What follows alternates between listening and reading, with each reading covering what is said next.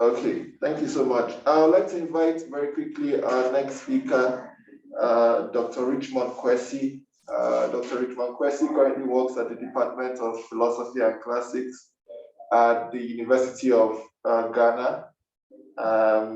Richmond does research in logic, epistemology, and aesthetics. And I'd like to invite him to give his talk. Thank you so much, Dr. Richmond. Thank you very much. I hope you can hear me. Yes, we can. Okay, good. I'm very pleased to participate in this event in honor of a great man whose work has not only influenced my own thinking and academic career, but it continues to question my perspectives on and my orientation to some philosophical and societal issues. I first met Professor Wiredu in 2009 at a colloquium here at the University of Ghana. And at that time, I just graduated with my first degree in linguistics and philosophy. And I think I was hoping to do further studies in linguistics. So at that colloquium, I presented a paper on constructing a national language as a vehicle for national identity. Professor Wiredu was the keynote speaker for that colloquium, and his paper was Empiricalism, the empirical character of an African philosophy. Wiredu's keynote address really was a turning point of my philosophical orientation. One of the key things that drove me to do more philosophy than linguistics. Why? Because not that his paper helped me to move away from linguistics to philosophy per se, but the analysis Wiredu provided from the Akan language and culture inspired in me an approach to philosophical theorizing by reflecting on language. And I will later pursue my master's and PhD in analytic philosophy and philosophy of language in general. And I think that particular paper really was quite instrumental in shaping my orientation. So I'll talk a little bit about that paper. So Wiredu's empiricalism is a neologism that he himself coined to characterize a mode of thinking that is essentially empirical in orientation, but also admits non-transcendental metaphysical categories and existence into this system of thought. And Wiredu finds the basis of this system of thought in the Akan language and to a considerable extent in African languages, arguing that traditional Akan metaphysics is an empirical metaphysics. It presents the Akan mode of thinking as a case, as a pragmatic case of an African mode of thought that is both practical and theoretical, that is both empirical and metaphysical, that is both engages in abstract thinking and concrete thinking. Right? So Wiredu's reflection on the Akan language serves as a source of evidence, which he uses to demonstrate how reasonable and how universal this conceptual scheme of empiricalism is. But the analysis Wiredu provides is intended to demonstrate that the metaphysical epistemological features of empiricalism it's rather of a universal than a particularistic or culture-specific tradition. And he shows this universality of this mode of thinking by situating his analysis in the analytic tradition. And as Professor Masolo just pointed out, he engages in analytic philosophy and he does it so well. So within this analytic tradition of Frege, Quine, and the rest, Wiredu is more interested in some of these distinctions between signification and reference, distinctions between concept and object, his analysis of the terms like existence. And when he does this, he's also trying to see the connections between logic and ontology, logic and semantics, in foregrounding this particular mode of thinking. So he blends, I think he blends beautifully, in the analytic tradition, the logical positivist and formalist way of thinking, and what we say ordinary language philosophers' way of addressing the same issues. And he does so by showing both how the particularities and peculiarities of the Akan language cast doubt on the universality of some philosophical problems on the one hand, but on the other hand, also to show that adherence to logical and semantic distinctions will reveal how, will reveal the universality of some conceptual practices like abstraction and metaphysical theorizing. So to illustrate or to give an example, Wiredu thinks that the evidence from Akan is apt to show that the absence of a noun in a language is not an indication of the absence of abstraction. For abstraction can be expressed in ways other than using words in their nominal form.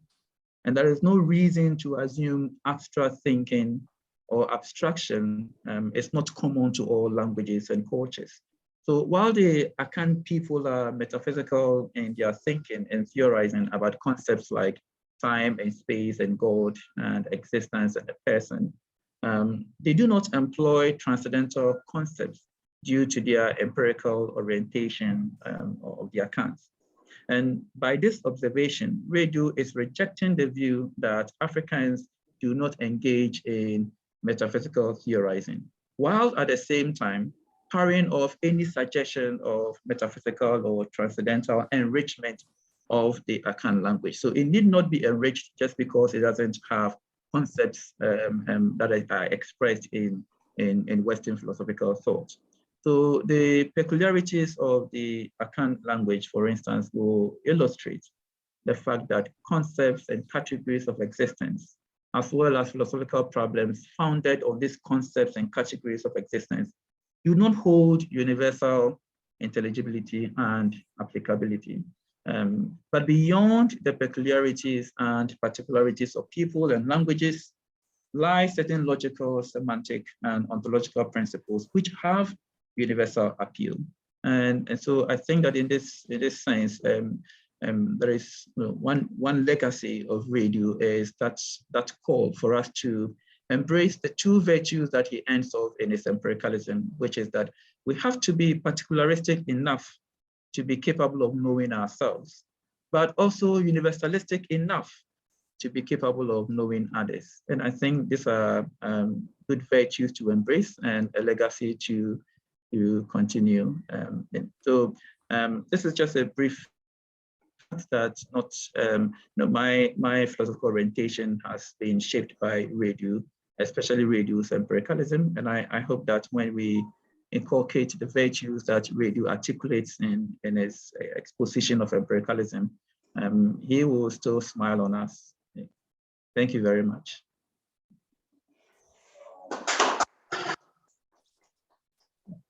Thank you very much, Dr. Richmond Kwasi, for your presentation.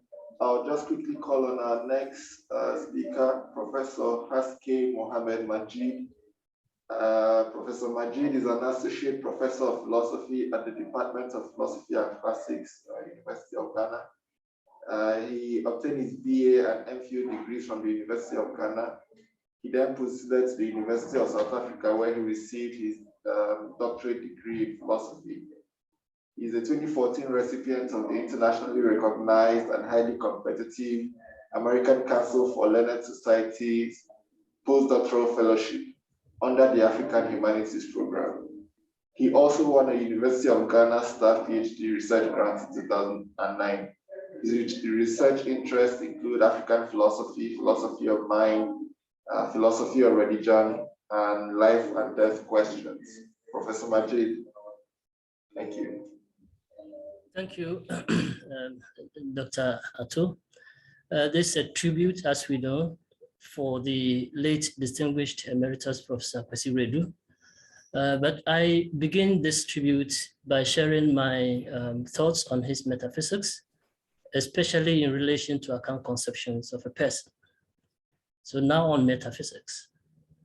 Of interest to philosophers over the years has been the issue of transcendence, and whether transcendental beliefs could be justified. But this is only one of the major concerns of philosophy, as we notice in contemporary African philosophy. Some suggest that African cultural beliefs are about a large number of spiritual beings, such as the living dead, God, and the deities, activities of whom are deemed to affect humans. Yet, the very essence of said beings, their immateriality, makes some African thinkers to doubt their existence. So, they will disagree that the activities of the beings do affect humans. A second possible reaction to the spiritual conception of entities is that an African philosopher may find belief in the existence of the spiritual beings acceptable, but could deny the capacity or their capacity to influence human life. And there still is a third possible reaction, where the spirituality of said beings will be denied, but not their capacity to influence human life. We may associate Wiredu with the third option.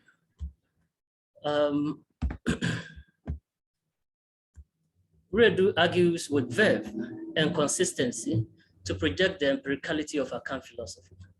He argues that the alleged metaphysical entities cannot be conceived in Akan thought without reference to empirical facts. So their character defies the definition of spirit, at least as presented by René Descartes, that anything which is spiritual has nothing empirical.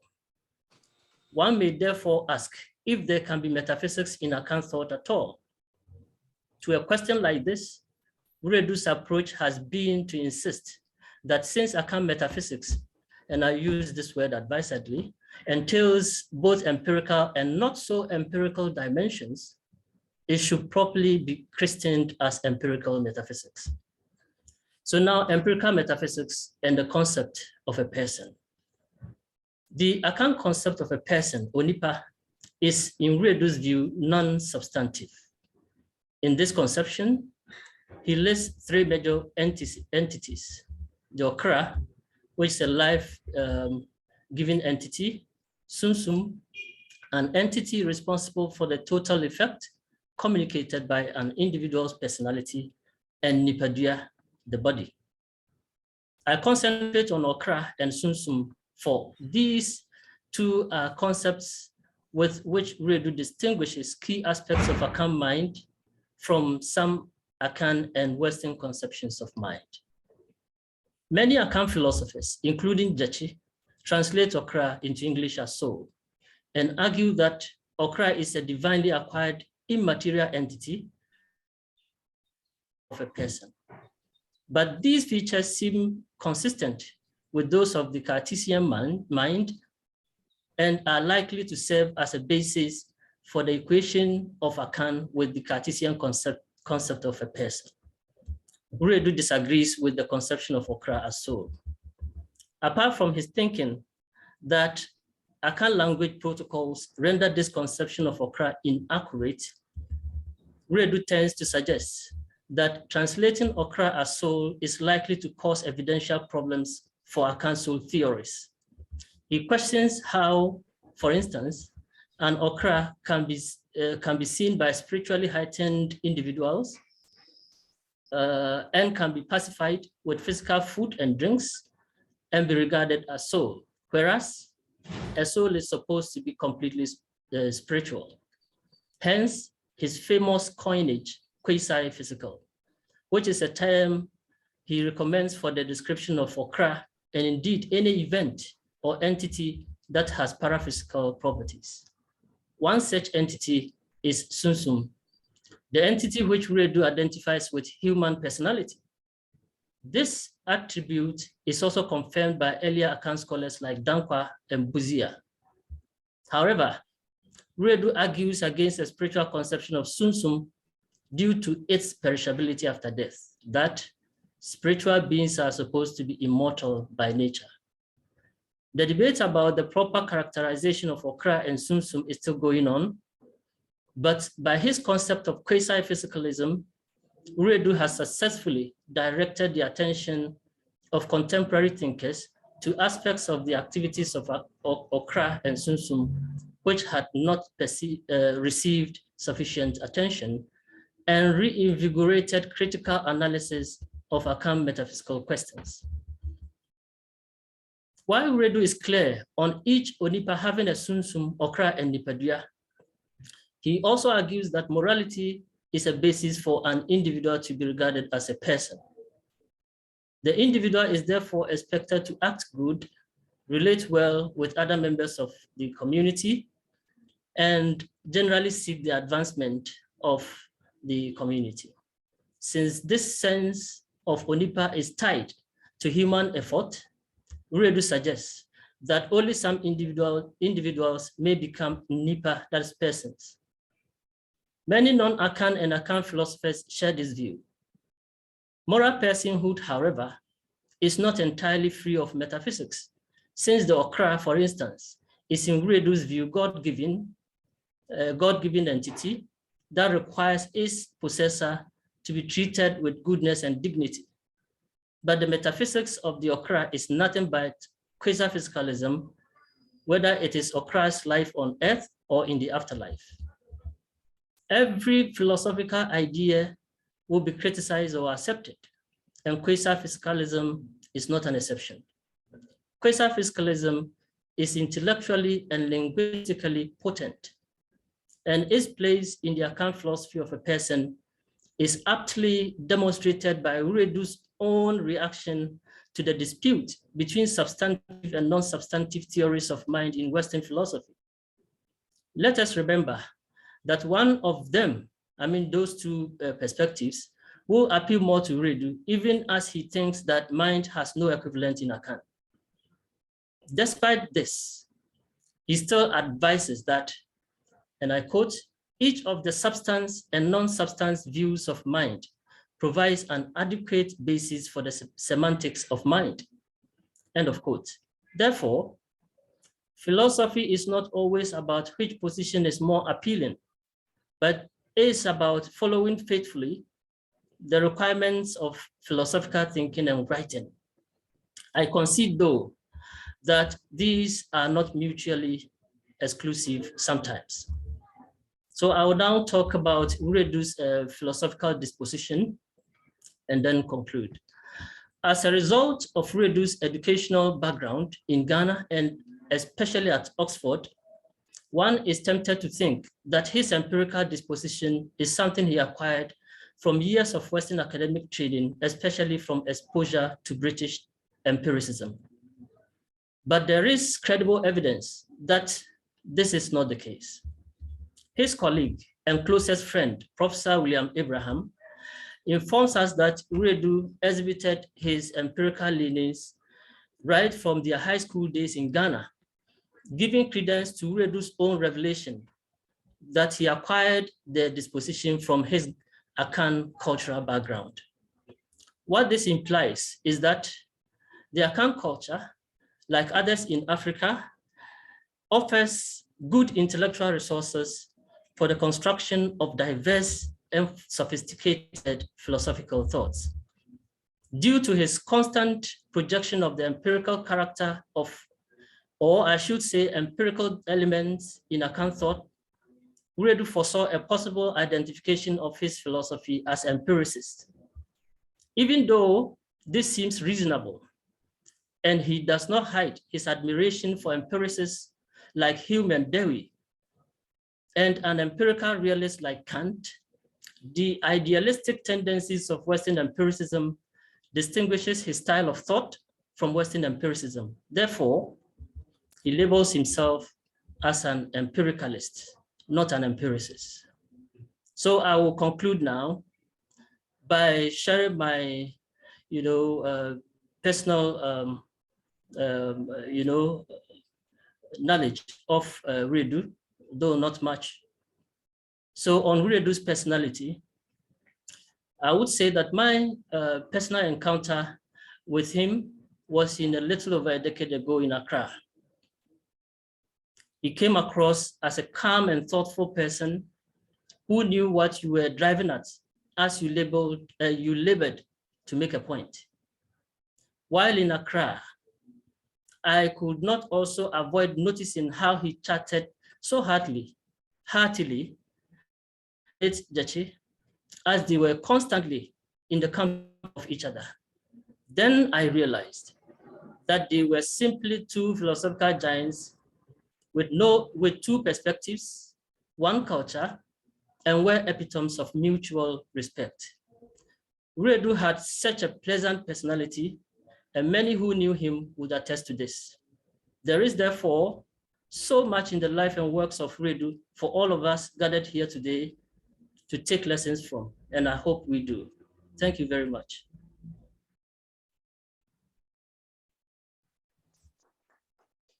Thank you very much, Professor Majeed, for your presentation. I'll now call on Professor Sanya Osha.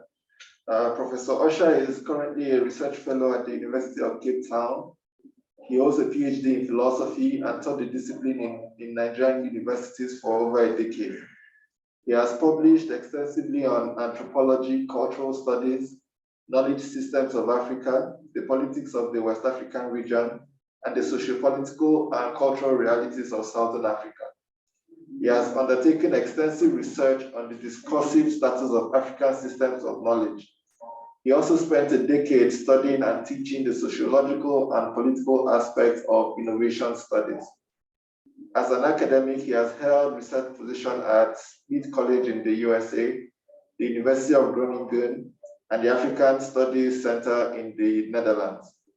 And in South Africa, the University of KwaZulu-Natal, the University of South Africa, and the Africa Institute for South Africa. At the Institute for Humanities in Africa, he works on various aspects of the On Being Human project and strengthening the publication arm and profile of the Institute. He is the author of several books, including Post-Ethno-Philosophy and Dust, Spittle and Wind, An Underground Colony of Summer Bees, 2012, and Ken Saro-Wiwa's Shadow, 2021. So Professor Osha, I'll invite you to give your presentation.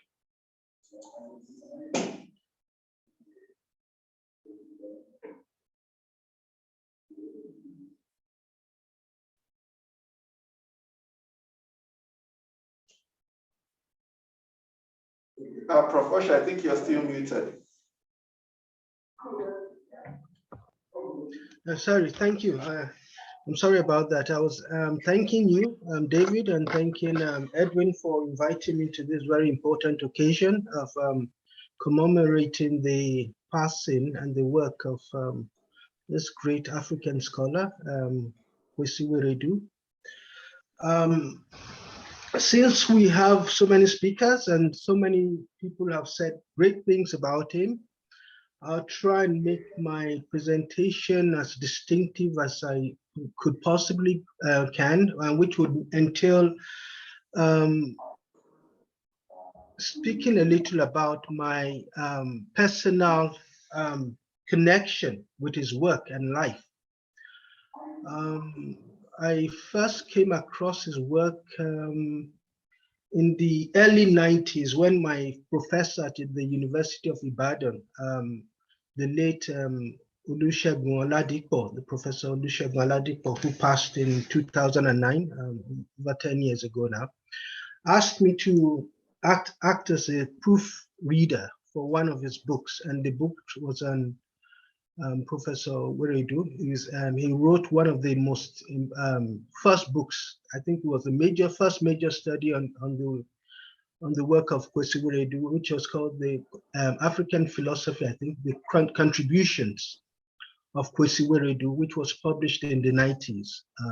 So I served as a proofreader and yes, to that book, and even to an earlier book, which is Conceptual Decolonization,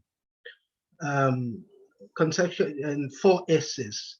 These were edited and published personally by Professor Oladipo. And the book came out in 1995. I acted as a proofreader to that as well. And that experience led me to want to work on him. As a result, I worked on him for my PhD dissertation, and eventually became my first book. And that, I remember I also reviewed the book. I reviewed it for two, that's the Conceptual Decolonization, the 4 essays by Kwasi Wiredu. I reviewed it for a philosophy journal, and I also reviewed it for a popular newspaper, so 2 mediums, one academic journal and the other a popular outlet. And that experience sowed the seed, like I mentioned, for my PhD dissertation, which I wrote on Kwasi Wiredu. And one thing I had noticed about Wiredu at that time, there are several of us, either at master's levels or at the doctoral level, working on Kwasi Wiredu. There was no other philosopher, African philosopher, or in fact, I think he was also generally, even Western philosophers that we studied as closely. And the importance of Wiredu was stressed repeatedly on us, because like I said, several of us were working on various aspects of his work. Some working on the aspects of decolonization and literature or cultural practices, some working on his philosophy of mind, some working on the aspects of his notion of consensual democracy. No other African philosopher was studied as widely during that period as Kwasi Wiredu. And since that experience, because eventually my PhD thesis was published by Codestra, there have been several, I can't even mention how many, several publishers, editors approaching me to, to work on one aspect of Wiredu, or they would introduce themselves, say they know about my work on Wiredu, and on that basis, could I do this for them? Could I do that for them? Building on my previous work on him. And this is, say, almost 20 years after the publication of my first book on him. And it continues to today. I mean, and I'm not the only one that has had this sort of experience with him. Like I said, my late professor, Oladipo, wrote at least 2 books on him. In fact, more than 2, I think, more than 2. There was another, the Third Way in African Philosophy, which was published in 2002, which was like a collection of collaborative work, including Wiredu's work in that volume. That was published in 2002. So at least I know about 3 major books that Professor Oladipo published on Kwasi Wiredu. And that has been, there have been other professors that I know, like A.G.A. Bello, who was also at philosophy, professor of philosophy at University of Ibadan, whose work too, the major work has been an engagement, a constant conversation with Kwasi Wiredu's work. So he generated what I would call an industry of discourse. He was a very fertile mind. I don't always agree with what he says or his positions, but you always knew what his positions were. They were clear, they were well argued, they were well written, and they were concise. And there was a sort of boldness about what he was pushing or advancing. He did it with a lot of rigor, as so many the previous speakers have mentioned. And like as I also mentioned, a lot of courage, because he was also trying to construct or find a way for the decolonizing African person, the African subject, and to construct a post-colonial subjectivity in a very adversarial context, because I mean we are coming from, for instance, a background of epistemic refusal, epistemic denial about history, cultures, and traditions. And here was this African who not only understood Western philosophical traditions, but was also very keen on engaging with African cultural and epistemic practices, and he was looking for a synthesis. So, and you find this tension within his corpus of how to blend Western philosophical practices with indigenous knowledge systems or viewpoints. And I think it was a very productive kind of engagement, an engagement, like I said, that inspired and motivated several scholars after him and continues to do so. And that is why we're actually in a forum like this, because I don't know, like I said, in the Anglophone sector of African scholarship and philosophy that has had that, and any other scholar that has had the sort of impact and influence he's had on subsequent generations of scholars. Like I said, I might not always agree with him, and many other scholars do not always agree with his viewpoints, but they were all well-reasoned, and they were vital grounds for discourse, because you would always have something to take away from him. You would always have something to engage with, and you always have something to build in. He was, like I said, an extraordinarily fertile mind, and that is exhibited in the engagements we've had with his work and his legacy. And I'm sure that his legacy would continue to live and resonate well beyond this moment and well into the future. I thank you. I'll stop here because I know there are so many other speakers who would speak in various aspects of his work. But it's been an honor to have known and worked on his work. And he continues, like I said, to inspire and motivate me. Thank you so much. I hand over to you, David. Thank you very much. Thank you very much, Professor Sanya. I'll now call on our next speaker, Professor Bernard Matolino. Professor Matolino is an associate professor in philosophy at the University of KwaZulu-Natal, South Africa. He's the author of two very important books in African philosophy today, Personhood in African Philosophy and Consensus as Democracy in Africa. Professor Matolino, over to you.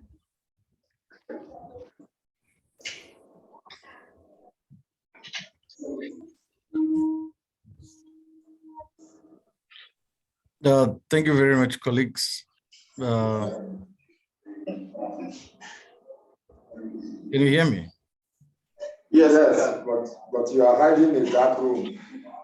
Huh? You are hiding in a dark room. Yeah, it's tricky here.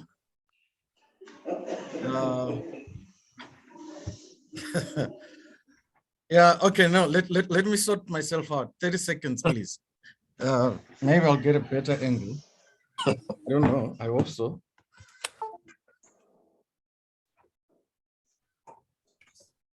Oh, goodness gracious.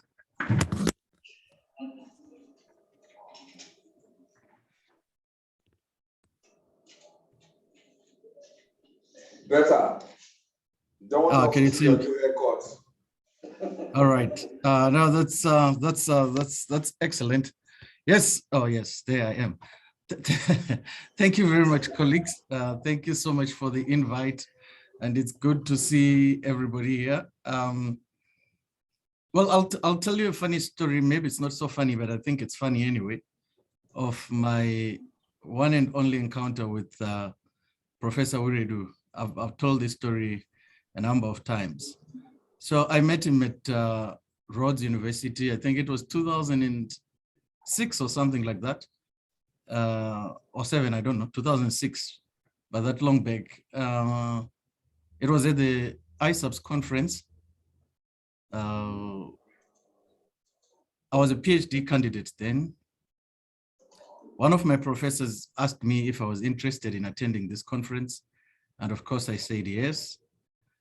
But I was so foolish that I did not check who the keynote speaker was going to be. And when I got there, I then discovered that the keynote speaker was going to be Kwasi Wiredu. And I had quite pompously submitted a paper or a presentation which had the name of Professor Wiredu in its title. Now that inspired a great deal of fear in me, and I really wanted to run away from my own presentation. Were it not for a colleague who restrained me, I was prepared to run away. But I went ahead and presented my paper, and I'm sure I didn't make any sense at all. I was ridiculed during my presentation, not by Wiredu, but by other people.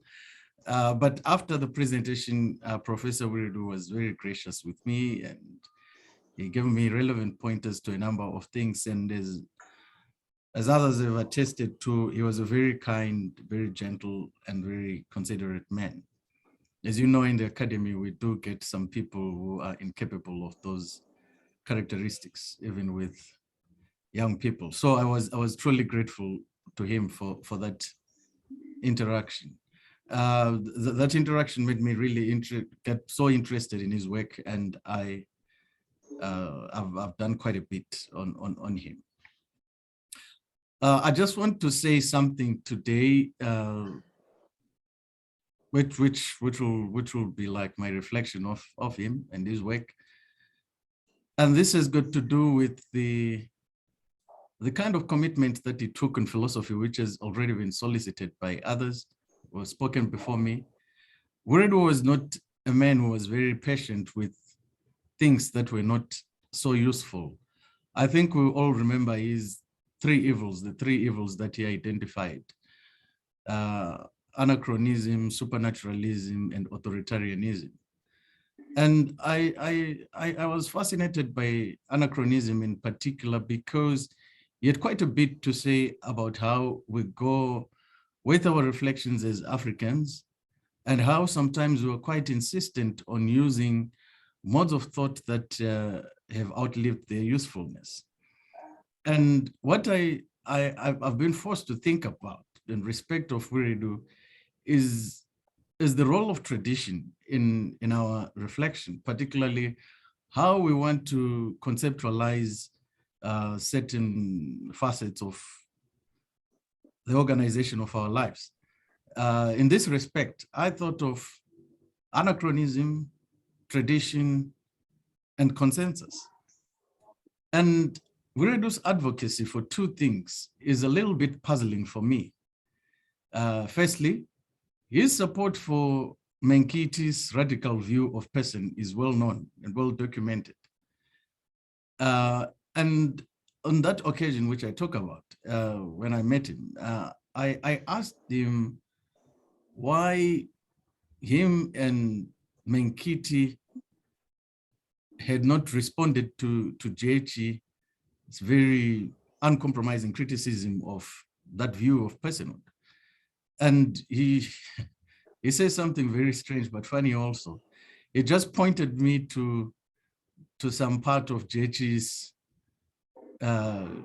tradition of modernity, and he said, go and read that part, you'll find JH contradicting himself. So I took it that he didn't see any need to respond to JH. But that commitment to that radical vision of person has been a bit puzzling to me. And his commitment to consensus has also been a little bit puzzling to me, since it's largely drawn from a traditional resource. And this has led me to think about how African philosophers could possibly orient themselves as thinkers in context. Our context is a bit tricky. Of course, it's formed in part by our own traditions or some traditional aspects, but it's also a context that's evolving quite fast and sometimes failing to evolve, and the sort of ways that we would have wanted it to evolve. And I wonder what the role of tradition is really going to be for thinkers of my generation and those to come. Some of us are far removed from this reality of tradition. we know, we have an experience of Africa that is quite unsettling. It's a very precarious place to be in. And we neither feel fully satisfied to rely on tradition or to rely on any other model that seems to want to give us promise, except the dangers, which are the realities of the Africa that we know, and the lack of certainty, which are the realities of the Africa that we know, and all sorts of disturbances that characterize our existence on the continent. So for pioneers like Wiredu, I wonder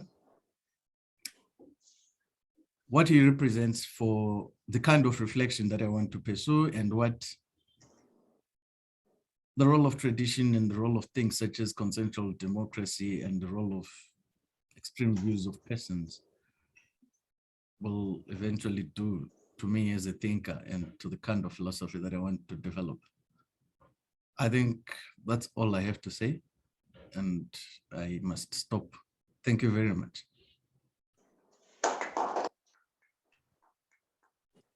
Thank you very much, Prof. Matolino, for your interesting presentation. I'll now call on our next speaker, Ms. Dimpho Maponya. Ms. Dimpho is an assistant lecturer and PhD candidate at the University of Johannesburg Philosophy Department. She lectures African philosophy to undergraduate students at UJ. Her research interests lie broadly in African philosophy, feminism, philosophy of race, and ethics. Her own research covers themes on gender, feminism, and decolonization. Dimpho is a recipient of a few awards, including the South African Women in Science Masters Fellowship Award by the Department of Science and Technology, as well as UJ's Faculty of Humanities Most Promising Young Teacher Award for 2020. So I'd like to invite Ms. Dimpho to make her own presentation.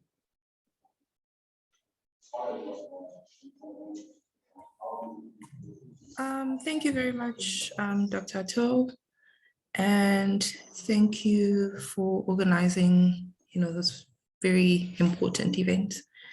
So I think it's such a great honor to be in a space of many of you who have progressed in, the philosophy space, but also to just hear, personal accounts of yourselves together with, Professor Wiredu. So mine is just going to be a contribution from Professor Wiredu's, just how he has contributed just even in my own PhD project. I'm currently working on decolonization and looking at some very, pragmatic attempts at incorporating some of the views on indigenous knowledge, traditions, African traditions, and some of Western views. And I think it was also very enlightening to hear some of the contributions made already from just how, Professor Wiredu seems to have been a very pragmatic philosopher, just their various attempts of trying to, blend and just forge a post-independence, post-colonial, contemporary kind of reality for African people. So mine is from conceptual decolonization and what I call conceptual entanglement, which he identifies in his contribution and conceptual or construction of conceptual decolonization. So I use Wiredu's proposition, of decolonization and just how he views decolonization as, just something that cannot, his proposition is that decolonization cannot be associated with the attitude that Africans should not engage with knowledge and disciplines that have their foundations and greatest developments in the West. And I think it's very interesting for me because he maintains that anyone who holds a view that that African people should not engage with Western views, cannot hold it consistently across all disciplines, and that this view would be very disruptive. But what I find imperative, from Wiredu is that as African scholars, we need to adopt what he calls, I quote, a doubly critical stance towards the problems and theories of Western philosophy, especially the categories of thought that are embedded in these theories. And due to this reasoning, adopting a radical approach to decolonization, essentially, trying to make this attempt will be just like completely throwing the baby out with the bathwater. I found in my engagements with Wiredu's literature, I find him to be a very progressive scholar. Progressive in a sense that, his approach, his deconstructive approach and his constructive approach to decolonization is one that was very pragmatic and progressive.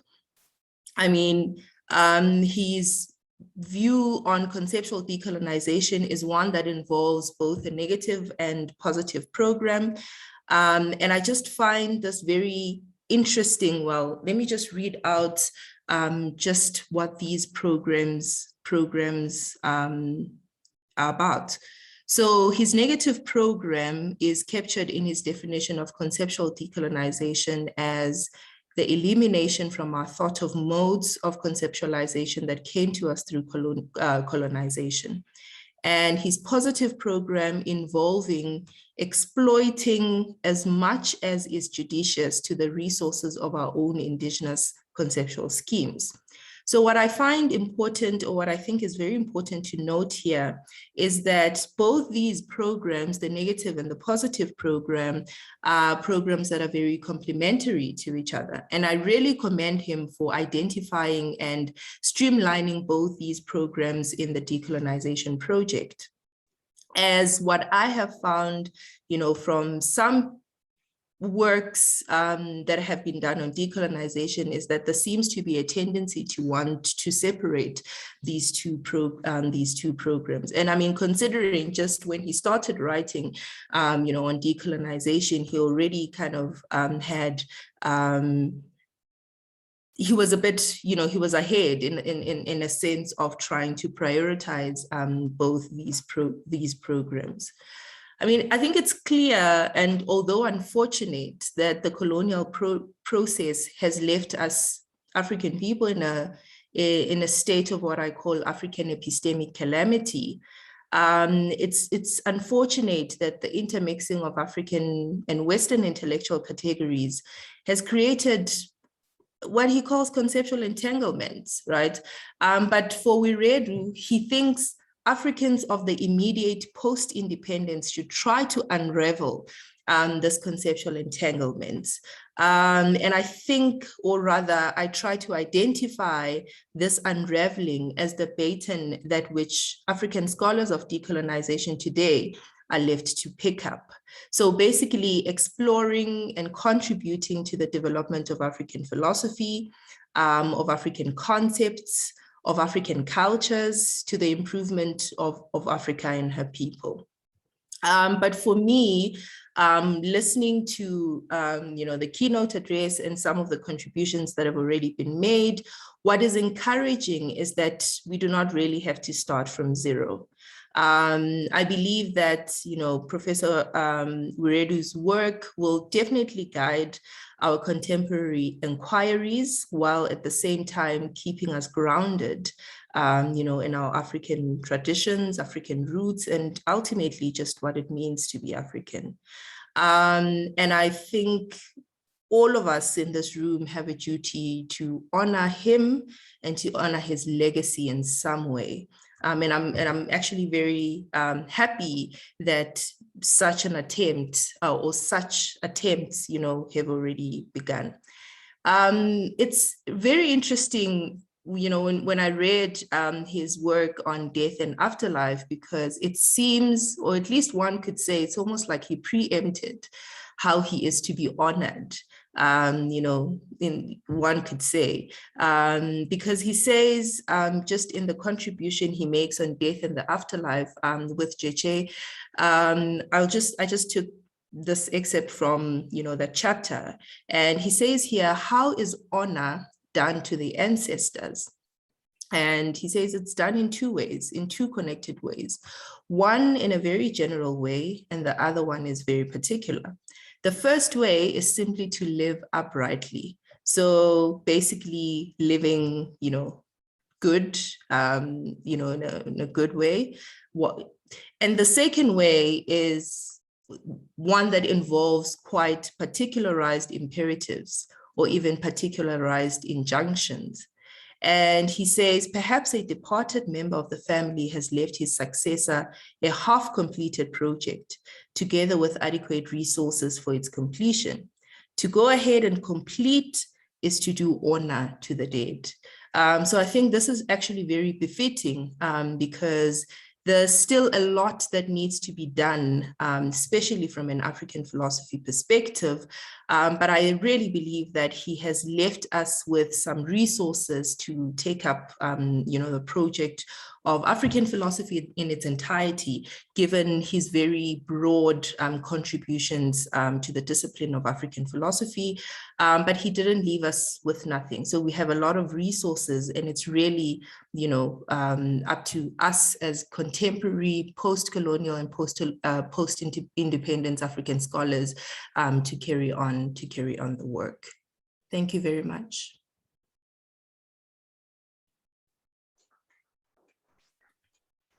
Thank you very much, Dimpho, for your presentation. Let me just mention, we are shuffling things around a bit because of time. Professor Thaddeus Metz will be leaving us soon, so he will want to give his presentation soon. So what we've done is we've shuffled the presentations a bit. We moved Prof. Edwin to the second session, and I myself am also moving to the second session. So we'll have Professor Metz next, and then Ms. Dorcus Ramaphala after Professor Metz.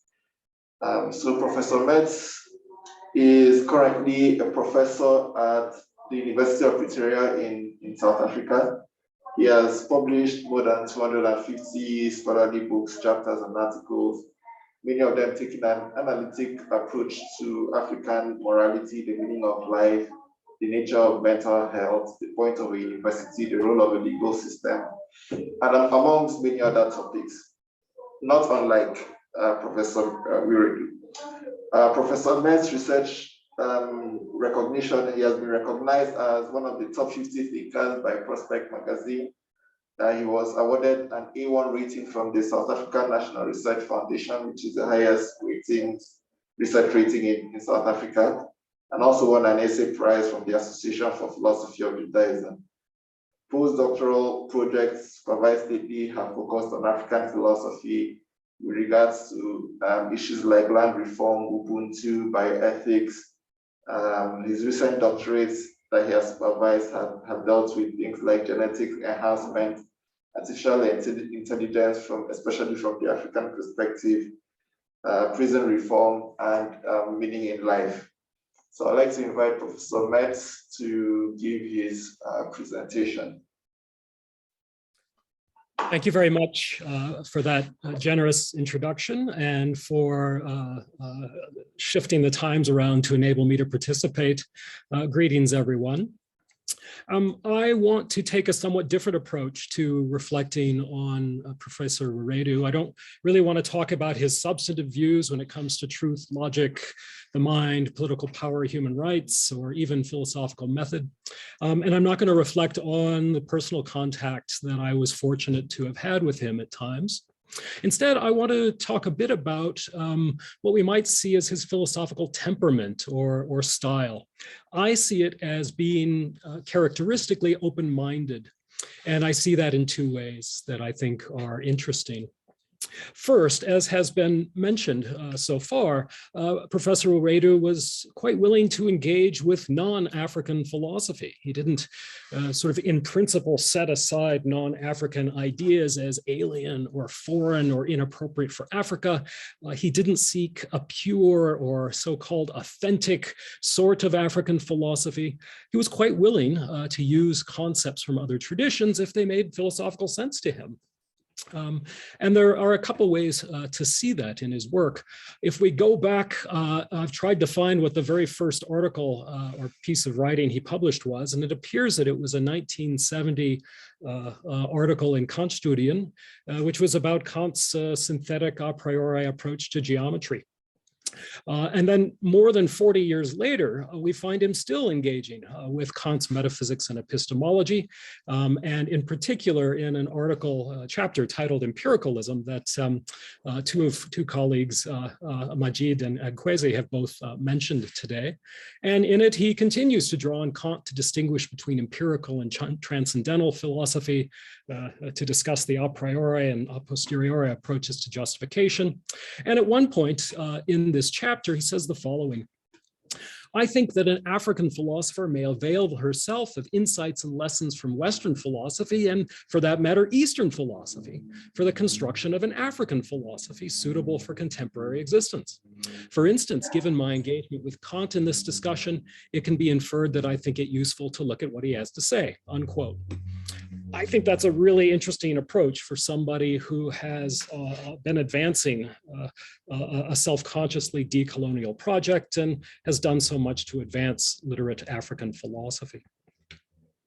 So in addition to being open to useful ideas from other traditions, I see Professor Wiredu's philosophical style as being open-minded in a second way. I see him engaging with ideas that he himself might not believe or think are all that philosophically useful. And in particular, I have in mind here religious concepts, ones that concern in principle imperceptible agency, forces, and properties, such as God, ancestors, spirits, lesser deities, witchcraft, and magic.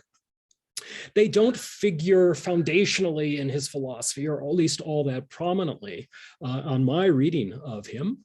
Indeed, in his first book in 1980, Philosophy in an African Culture, we get quite a strongly pro-scientific, analytical, logical approach to epistemology. He rails against supernaturalism as a ground of how we should treat others. He decries an appeal to witchcraft as an explanation of illness and treatment. And 30 years later, he's still providing reason to reject modes of knowledge such as divination or even the testimony of elders, I think. Instead, he advances the following empirical principle, quote, "The style of thought that I have described is essentially empirical, and its imperative is, do not admit any existence or categories of existence unless they are supportable by empirical evidence or empirically based conceptual reflection. My identification with this mode of thinking is complete." That's quite a strong claim. I think it's doubtful that religious categories of the sort I mentioned above are really compatible with that kind of strictly empirical approach to knowledge. It's open to somebody to argue, for example, that witches and ancestors figure into the best explanation of observable events, but I don't see Wiredu himself ever doing that in his oeuvre, and if somebody is aware of that kind of argument, I'd be very keen to hear it. The point I want to make is that while Wiredu himself does not seem to draw on categories such as ancestors and witchcraft and the like, when constructing at least the essentials of his philosophy, he's composed some of the most important essays on African religion ever to appear. And he's done so consistently for some 30 years. So at least starting in 1992, we get Death and an Afterlife in an African Culture, which is a rich and detailed analysis of post-human existence on Earth. We get a classic 1998 paper toward decolonizing African philosophy and religion. And then in 2010, 2011, and 2012, we get a string of papers in the philosophy of religion that are quite careful and revealing. And finally, some of the most recent papers published before his death were in 2021, where he published papers on mysticism, reincarnation, and similarly religious topics in Mudimbe's Encyclopedia of African Religions and Philosophy. I doubt Wiredu believed in many of the religious concepts that he articulated, but he was open to thinking about them and doing the good work of helping us avoid conflation between indigenous African religious views on the one hand and more Western or Hellenic perspectives on the other. I see this openness from Wiredu to using ideas from other traditions and being open to exploring ideas that he himself probably does not think are accurate. I find it refreshing, and particularly at a time when some movements for decoloniality are a bit less open-minded. I detect movements wanting to purify philosophy of any African philosophy of anything that smells European. I detect a drive to focus on what's utterly useful and going to advance justice, whether it's epistemic, compensatory, or distributive. I, of course, think justice is important, but I doubt all intellectual endeavors should be subservient to that aim. It would be time, I don't have time on this occasion to provide a philosophical defense of the kind of open-mindedness that I see in Wiredu's philosophy. But I'll end with what I think is an interesting question. I don't think anyone has done more to advance literate African philosophy than Wiredu. Is that despite his openness of the kinds I've addressed today, or might it instead be because of that open-mindedness? Thanks for the opportunity to contribute.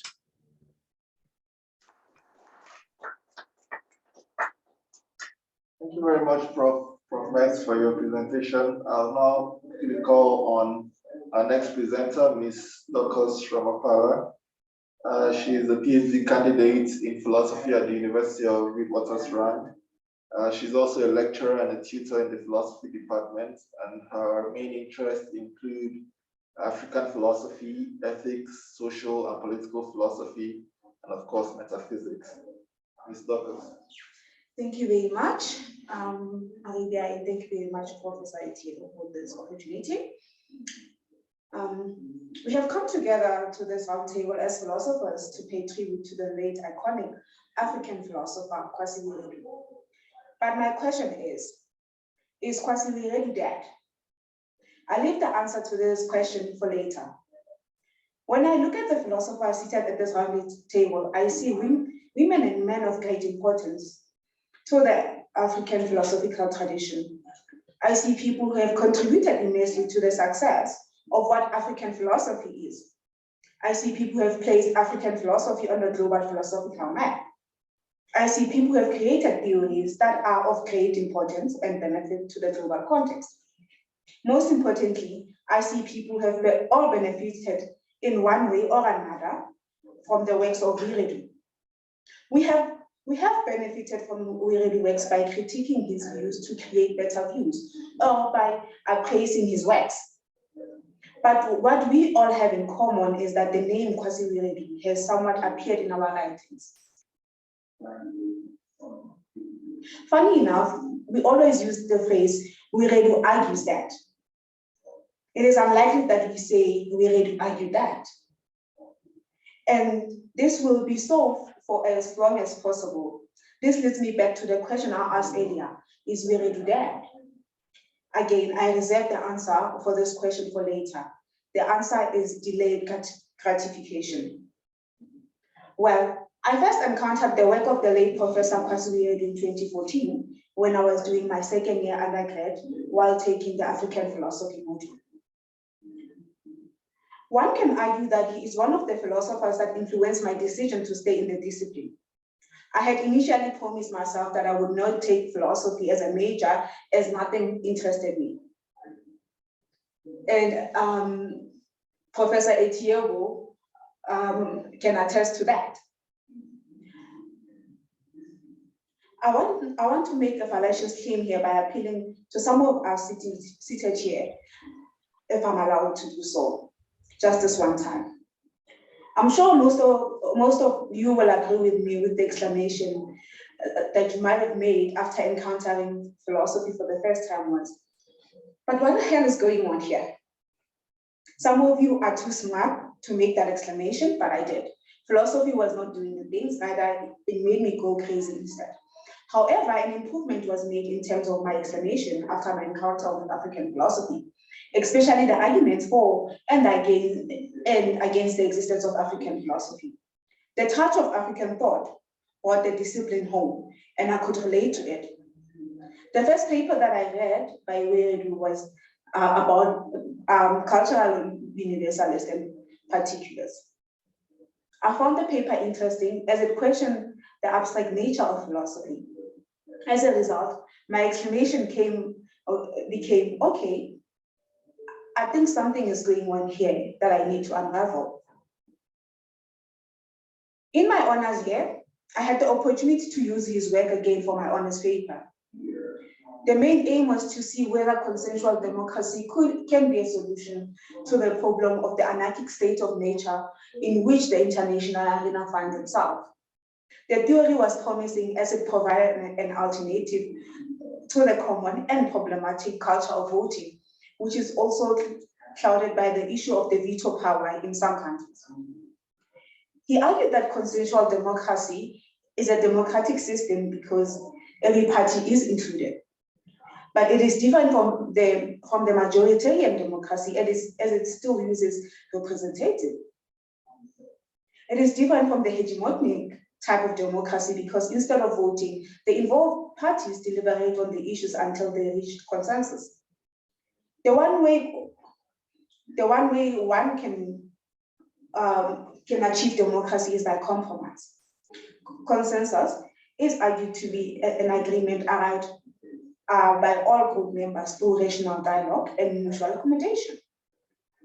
I concluded that the principle could work as that meant that we cease to have an issue of the majority decision-taking over the precedence over the minority, especially in instances where the percentage of the majority is just higher by a small percentage. However, I found that there are some flaws in the theory. It is the theory that is easily applicable in small organizations where everyone knew and trusted each other. It was not feasible in the instance of the international arena due to the egotistical nature of the state.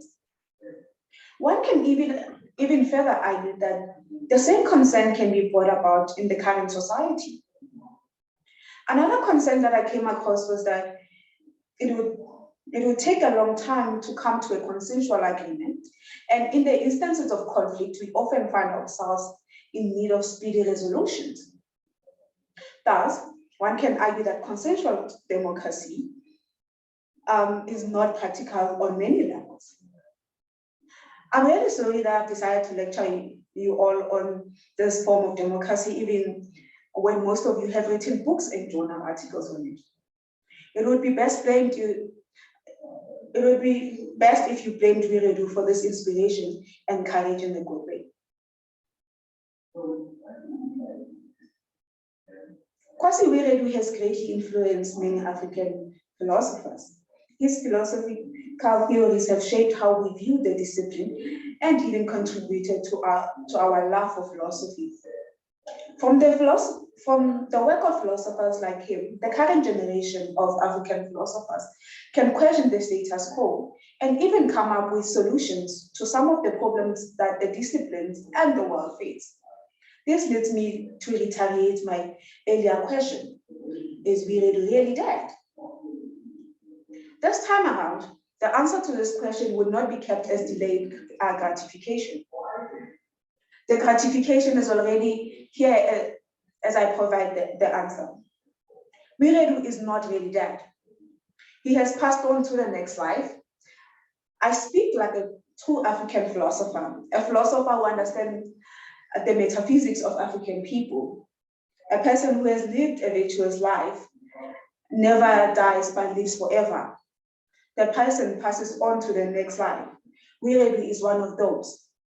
The fact that Wiredu has contributed immensely to African philosophical tradition makes him a virtuous man. Also, the fact that you all have left everything, your places of work, research, you were not scared of COVID-19, not worried about inflation and prices of petrol hike. all of you come to this room and give tribute to Wiredu. I'm confident that he's a virtuous person. Virtuous people live on. What has died is his flesh, but his memory, works, contribution will continue to be immortalized. He watches over us in the spirit of the ancestors. To this, I say that may Wiredu continue to intercede in us in the spirit of the ancestors where he rightly belongs. Thank you very much.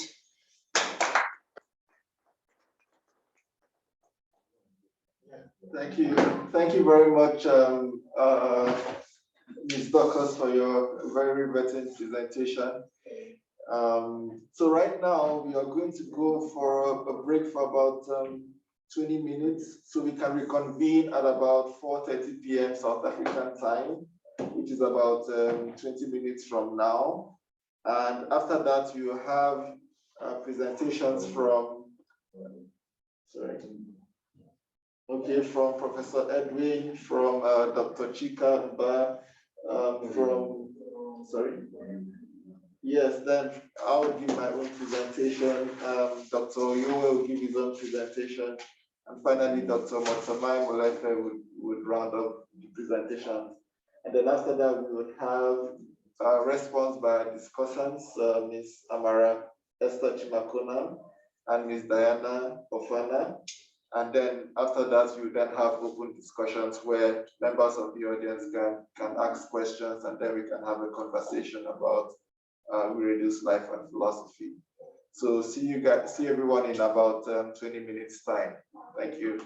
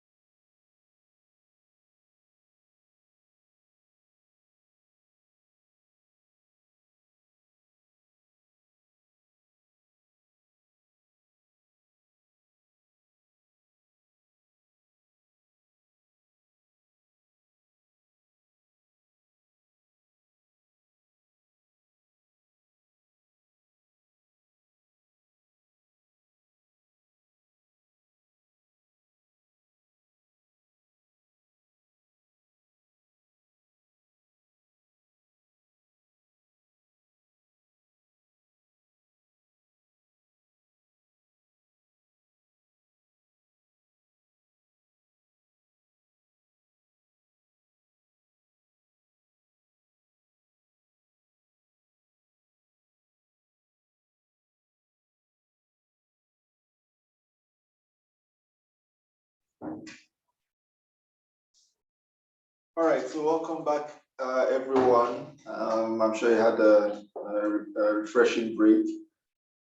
So we'll just get right into it. I would like to introduce Professor Edwin Etiebo to give his presentation. Professor Etiebo is a professor of philosophy at the University of Witwatersrand. He's a head of department. Before joining Wits in 2012, he previously taught at the University of Alberta and at Athabasca University in Canada. He is currently the editor-in-chief of the South African Journal of Philosophy, and he's also the secretary of the African Philosophy Society and the secretary of the International Society for African Philosophy and Studies. So, Professor Edwin. Thank you, Adrian. So I've titled my presentation "Philosophy as Cultural Appropriation." So some of the things I'm going to say here have been said in some form by previous colleagues, speakers, and also featured in the keynote address by Professor Masolo.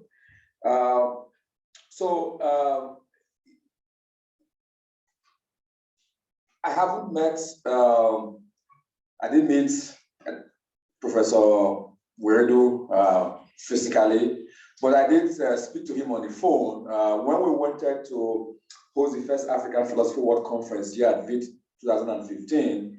He was one of those we wanted to invite as keynote speaker. So I got his contact, I got his phone number, and I called him, and I spoke with him, I think two times or so, twice. And told him about what we wanted to do. He was excited about further. We're thinking of having a conference in African philosophy, and that is about time. And so we then asked if he would want to be a keynote speaker. He said he would not mind, but that he's probably not in the best shape physically at that point in time. Although the conference was to take place, I think a year and a half after when I initially spoke to him. And so then I called him again. I said I should call him again. He would check and see, get back, look at the schedule, and see whether he can put in something. Then I called him again. We spoke a bit. He wasn't able to make a decision then because I think there were a few things happening that he wanted to sort out first to be able to see if he would be physically be able to, because of course physically demanding, he has to travel, he has to be here for some time, and then he said he will get back to me, and then eventually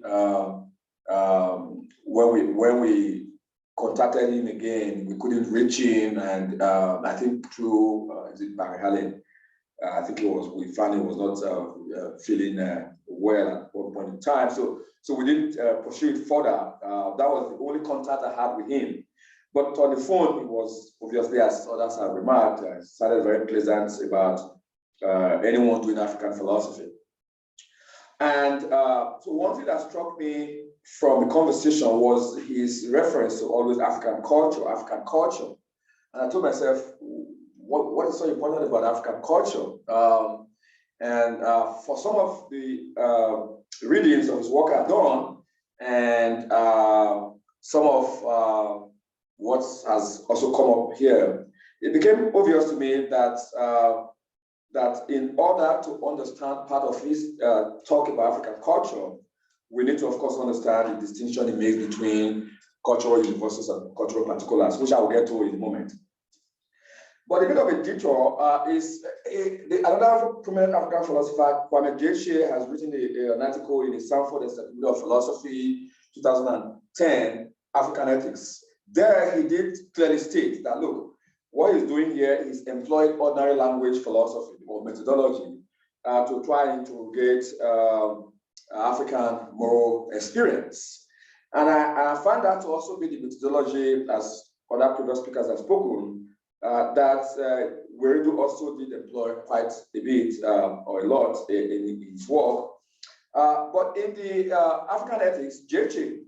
argues that the language of morality gives insight into the moral thinking of society. As he puts it, that the ethics of society is embedded in the very life practices of such society. And in reflecting about the notion of embeddedness of ethics in society, what strikes me as quite very useful here is that it maps quite neatly into the distinction of Wiredu in terms of cultural universals and cultural particulars. And I think that probably a lot of us haven't engaged that notion or that distinction sufficiently. I remember, I think in 2015 or 19, I'm not sure, I was speaking to Professor Barry Hallen, and he was a bit taken aback that not a lot of people have engaged with Wiredu's ordinary language philosophy, the methodology of ordinary language philosophy, in the context of the way he discusses various concepts in the Akan culture. So this is what I take to be part of the insight that is provided by Wiredu in connection with the distinction between cultural universals and cultural particulars. One is that Western culture seems to dig deep into claims of universality, or what you might call cultural universals. African people, including people who were previously colonized, seem to emphasize the other part of the divide, which is cultural particulars. That is understandable because part of doing that is a way for some Africans to use that to redefine their identities. If we think of cultural universals in terms of our biological identity, or in that sense, we are all of the same biological stock in a way which Masolo has described in terms of our brain and the way in which we think, which is universal, then we'll think about that represents cultural universals. Once we think about it in that sense, then we'll also begin to realize that cultural universals and cultural particulars are not incompatible. So in a nutshell then, I think for Wiredu, the ground for the possibility of intercultural communication, or what we might call it intercultural philosophy, the ground for that possibility is the compatibility of cultural universals and cultural particulars. If we want to do intercultural philosophy, obviously you have to talk about the cultural specificities, but how, in a way in which there is that cross-cultural discourse. So if one is interested, therefore, in showing the plausibility of intercultural communication or intercultural philosophy, then one has to pay attention to the ideas and concepts of cultural universals and cultural particulars. And that is where I think that many of us are not engaged sufficiently with this aspect of Wiredu's philosophy. And if one is making a case, for example, for the possibility of cultural particulars, then one obviously would have to show that that is possible in the context of a particular linguistic context. And then, of cultural particulars would be in the context of our biological identity or similarity or heritage. Then it's the job of the scholar then who makes a case for cultural universals or philosophy as cultural universals, or a particular philosophical work as cultural universals, or a particular philosophical work as cultural particular. Is the job of the philosophers to be able then to show clearly or make an argument how that is so. Now, I want to just illustrate as a way of concluding how that featured in one of Wiredu's work. So those of us, or those who are familiar with the article or the essay that Wiredu wrote titled "The Concept of Truth in the Akan Language." Here, we already talked about that in the Akan language, there's not a single word for truth. Although they do have a concept of truth. They don't have a word for truth, they have a concept of truth. And here it also says that the Akan word, no kware, if it's translated to mean truthfulness, which is not a cognitive concept of truth, but a moral concept of truth, because it refers to truth-telling, being truthful, not telling lies, which is different from the cognitive concept of truth. Now, according to Wiredu, the fact that there is no cognitive concept of truth in the Akan doesn't mean that the Akan cannot capture discourses in truth or theories of truth the way it's captured in other languages. But what is striking in part of what Wiredu does is to then say that if you look at Nokore and you look at the Akan way in which they talk about truth and they talk about fact and the word, it's clear that for the Akan, it says the word near, which is also used in the context of say, means it is so. So when the Akan says say, they mean it is so. It is so in the Akan is the equivalent of it is so in English, which also is what is true in English. It's true in English is the same with what sa is in the Akan language.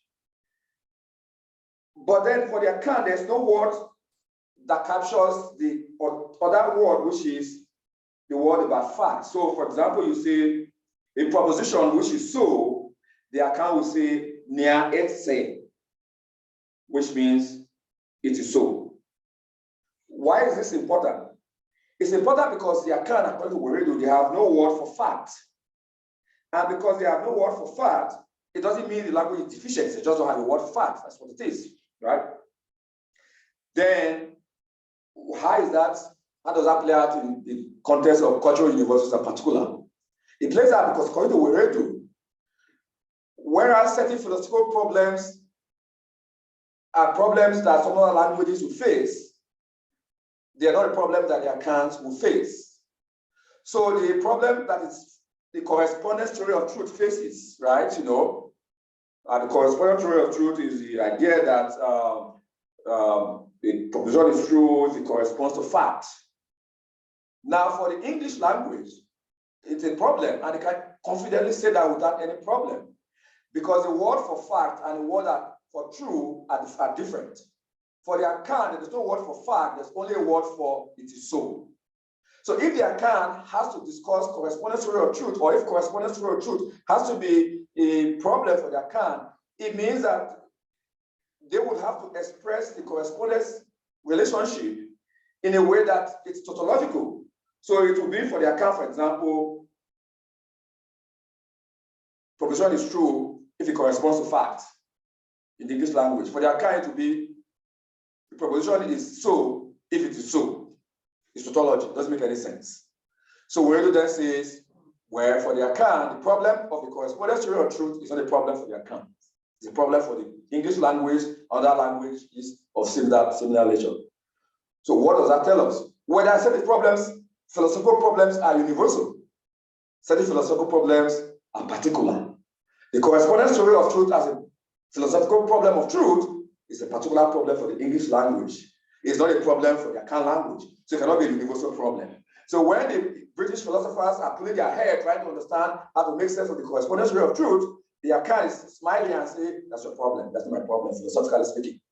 And that for me just illustrates the clear idea of the distinction between cultural universals and cultural particulars.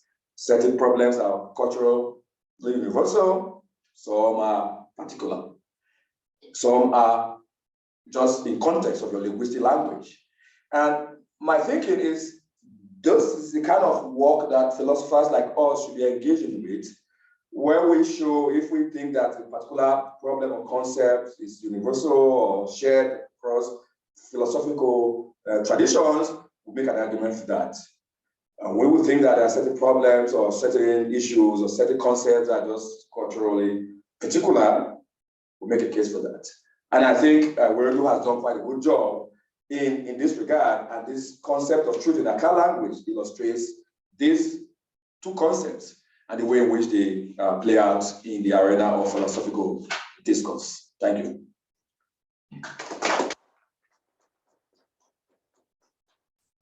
Thank you very much, Prof, for your presentation. I will now call on our next speaker, who is Dr. Chika. Dr. Chika is a research fellow in the Religions and Philosophy section of the Institute of African Studies, University of Ghana. He holds a PhD in philosophy from the University of Ibadan, Nigeria. After completing his PhD, Dr. Ba moved to Rhodes University in South Africa, where he completed a 2-year postdoctoral research fellowship at the Unit for the Humanities at Rhodes University between August 2015 and July 2017. Dr. Ba has expertise in African philosophy, the philosophy of Frantz Fanon, post-colonialism, social and political philosophy, especially global justice, as well as in political theories of the global South.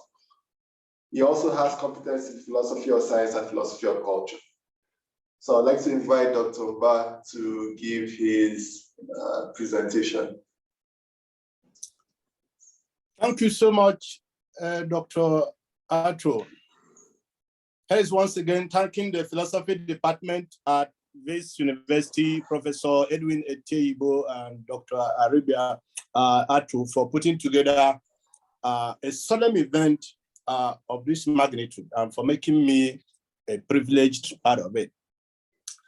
A meeting like this, for those who know, is easier attended than organized.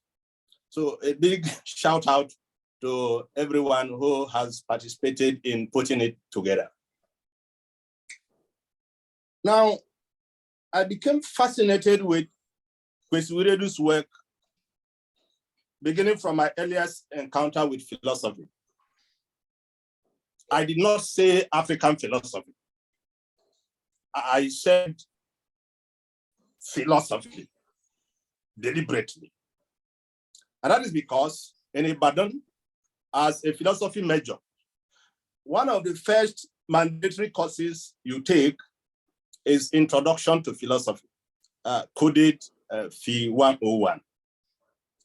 And one half of that course is usually focused on African philosophy and African philosophers, among which Kwasi Wiredu usually feature prominent, and for very good reasons, as some of the things people have been saying here attest to.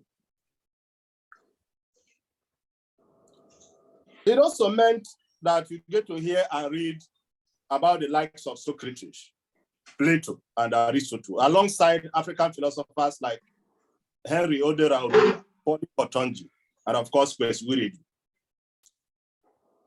Many of us will recognize this as an important decolonial drive ongoing out there in Ibadan, one that Wiredu would most certainly applaud from what we have been hearing.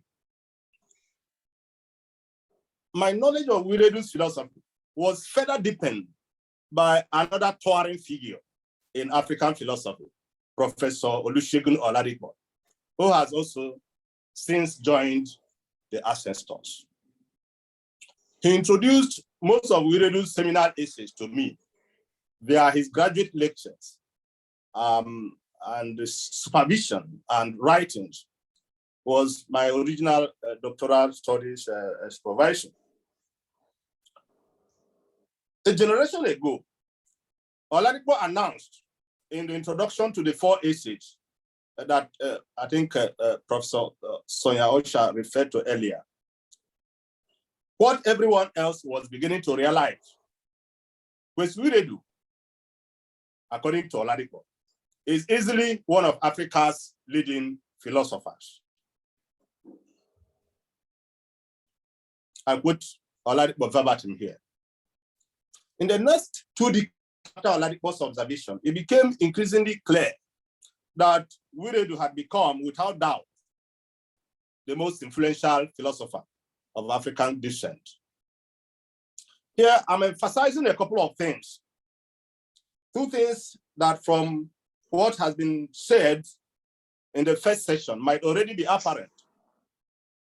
First, many of Wiredu's contemporaries, among them some of the finest minds in the discipline of philosophy, taught and spoke highly of his philosophy and celebrated Wiredu, not after his death, but very much during his lifetime, in the field of philosophy, where we tend to only recognize and and celebrate our heroes and saints long after their demise, like the Catholics do. Wiredu's distinction, therefore, is in having his work and life celebrated both during and, of course, after his lifetime. Second, Wiredu had a towering influence on philosophy in Africa, both on his contemporaries and the later generation, including me. Let me point very briefly to two moments in Wiredu's philosophy that have made a lasting impact on my view and approach to philosophy. The first one, in a memorable passage, Wiredu argued that what is obvious is apt to become extremely unobvious when subjected to protracted, I should add, philosophical reflection. The problematic, Wiredu says, excuse me, the problematic, Wiredu says, arises and can only arise from the unproblematic. The passage I cite here is drawn from one of his iconic essays, already referred to in these proceedings, Truth as Opinion. This passage has in many ways informed my view and approach to philosophy. That realization that philosophy must begin with unrelenting inquiry and end with the spirit of critical circumspection. The key takeaway is that a philosophical problem very often can be lurking in the most unsuspecting of places. Number two, for the above reason, Wiredu was convinced that folk wisdom ought to transcend the limitations of ethno-philosophy to garner, as Professor Etiebo has been emphasizing, to garner a universal stature. To be sure, Wiredu is not saying that folk wisdom is not philosophy. I emphasize, Wiredu is not saying that folk wisdom is not philosophy. His philosophical wisdom, of course, put him beyond that. In fact, if Wiredu denied the philosophical value of folk knowledge, then his entire philosophy would implode. Rather, Wiredu held that folk knowledge can and should be extracted from African cultures and then placed under the most rigorous philosophical scrutiny. Bernard, this might offer some kind of answer to your puzzlement. But from here, Wiredu deserves to be heard in his own words at some length. Wiredu said, the African philosopher has good reason to study African folk thought. Africans are a much oppressed and disparaged people. Some foreigners have not even considered that Africans as a traditional people were coherent, we are capable of a coherent worldview. Many colonial anthropologists sought to render the actions and attitudes of our forefathers intelligible to their colonial rulers so as to facilitate governance. While some brilliant insights resulted, there were misinterpretations and factual errors as well. Africans cannot leave the task of correction to foreign researchers alone.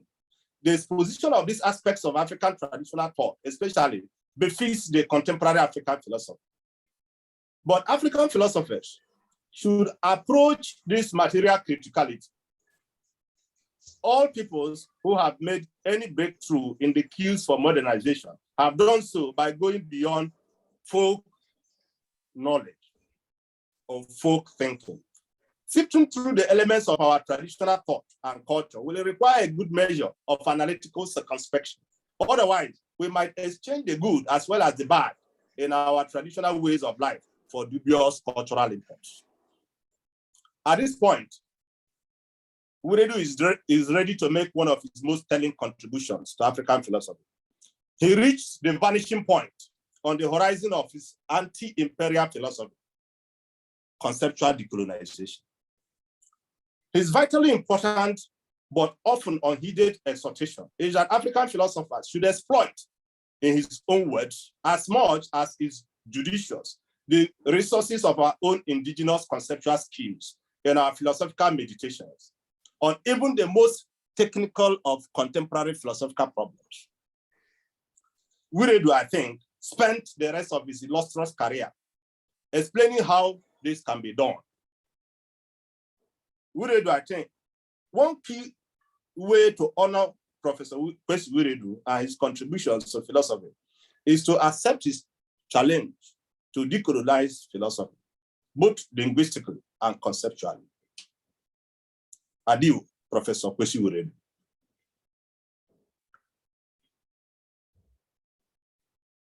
Over to you, Dr. Thank you very much. Thank you. Thank you very much, Dr. Mba, for your presentation. I would be presenting next, and I don't know if it seems a bit awkward for me to introduce myself, but but I'll try a bit. I'll be egotistic and narcissistic.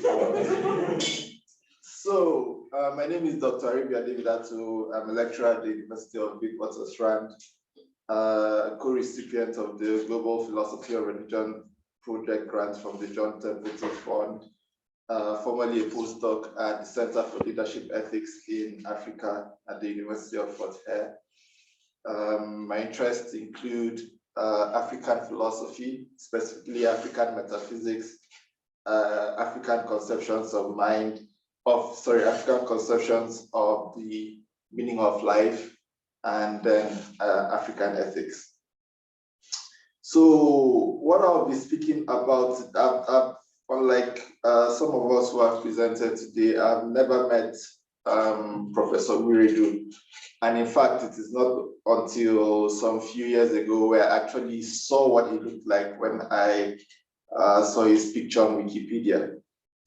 But his philosophy has been a great influence to me, especially in terms of my views about African metaphysics and African conceptions of the meaning of life. And it is on that note, the note of African conceptions of the meaning of life, that I'll be speaking today. So for me personally, whenever I encounter things like the death of someone, of a loved one or anyone in particular, even the death of a great person, one of the things that bothers me is the fact that despite all our struggles, all our strivings, all our achievements and all that, we end up dying. And it seems to me that death is the sort of thing that destroys our subjective or conscious experience so much so that whatever achievements we made in life, we do not remember them and they are lost to us since we are dead.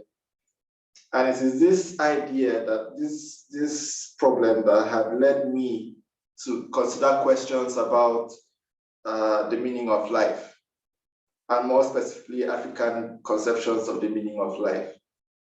Much of the literature you would see that much of Western philosophy has probably exhausted the question of life's meaning, but African philosophy is just beginning to catch up, especially very recently. But one thing to note from this is that one of the first philosophers, and in fact, I would say the first philosopher, African philosopher, to consider the question of life's meaning from an African perspective was Professor Kwasi Wiredu. And you would find his ideas on meaning in his in a book that I think he edited with Kwame Jeche, Person and Community, which was published in 1992. And what is very interesting about that date the date that book was published was that 1992 was when I was born. So while I was trying to come into existence, Professor Wiredu had already started thinking about the question of life's meaning, which is now my primary research area. So reading through his ideas on meaning, it's a very interesting idea he puts forth. First of all, he confines meaning into the confines of an individual's life. So what happens afterwards when you die is not of concern to Professor Wiredu. What concerns him is the contributions you make whilst you're still alive. So he begins by informing us that meaning is not the sort of thing that might consist in procuring an afterlife. So for those of us who believe that by entering some form of bliss, some form of nirvana, or some form of heaven, your life becomes meaningful. That was not Professor Wiredu's view. For him, any form of meaning must be had in this life. So you must try to achieve certain things that would be beneficial to your community, that would be beneficial to other people. And that is precisely what made a life meaningful. And it was very important that you had a long life for Kwasi Wiredu. And it's very interesting because I also learned that he lived up until the age of 94. So obviously he managed to live as long as he thought a meaningful life would be. So the main reason for this is that if you die by accident or your life is cut short by an accident, you would have to return in some way, either through reincarnation or some other means, so that you would fulfill what you are meant to fulfill in this life, to help other people, to make positive impacts and all that. So even when you become an ancestor, when you die off and become an ancestor, your life as an ancestor is not one where you try to gain meaning at that instant. Your only job as an ancestor is to help those who are still alive, to acquire meaning in life. So you help your family members and your community members in their strivings for meaningfulness. Now, whilst unlike Professor Wiredu, I would not agree that after death there is any subjective experience to talk of, and or that you would become an ancestor when you die. One thing I took from his view about meaning is that whatever we try to do in life, however we try to live, we must try to make sure that we at least leave a legacy that would outlive us and continue to help other people, in their own strivings for meaningfulness in this world that we live in. So it is not just about performing certain acts. You must establish a structure, a legacy that will live on beyond you, a legacy that will help other people, to achieve moments of meaningfulness in their lives. And I think Professor Wiredu's philosophizing has done that. He has built a legacy that continues to influence African philosophers like myself and many others in their quest to live a meaningful life. Today, my contemporaries consider his edited volume, Companion to African Philosophy, as sort of like a Bible of African philosophy. It was a product of his legacy. His views on metaphysics, his views about nothingness, his views about certain other aspects of African philosophy continue to influence us today, and they're all part of his legacy. So if you want to ask if Professor Wiredu lived a meaningful life, based on his views about meaning, then we would have to say his life was meaningful.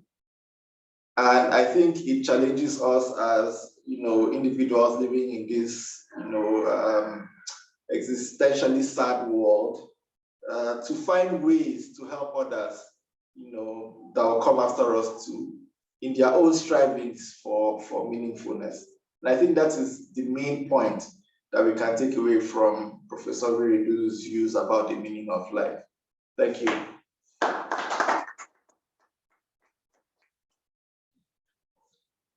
All right, so I'll call on our next speaker. Our next speaker is Dr. Anthony Orisegubemi Oyowe. Dr. Oyowe is a senior lecturer in the Department of Philosophy, University of Western Cape. He teaches introduction to philosophy, political philosophy, and African philosophy. He's an NRF rated researcher, and his research interests are in metaphysics, ethics, in particular issues surrounding the nature of the self and personal identity, as well as the practical questions that arise at the point where these metaphysical issues intersect with ethical issues. He has published on personal identity, the relation between community and self, and the debate about how best to ground human rights. Currently, he is exploring the connections between narrative self-understanding in Western philosophy and traditional African normative conceptions of self. His other interest is in the relation between African philosophy and development on the continent. So I invite Dr. Oyowe to give his presentation.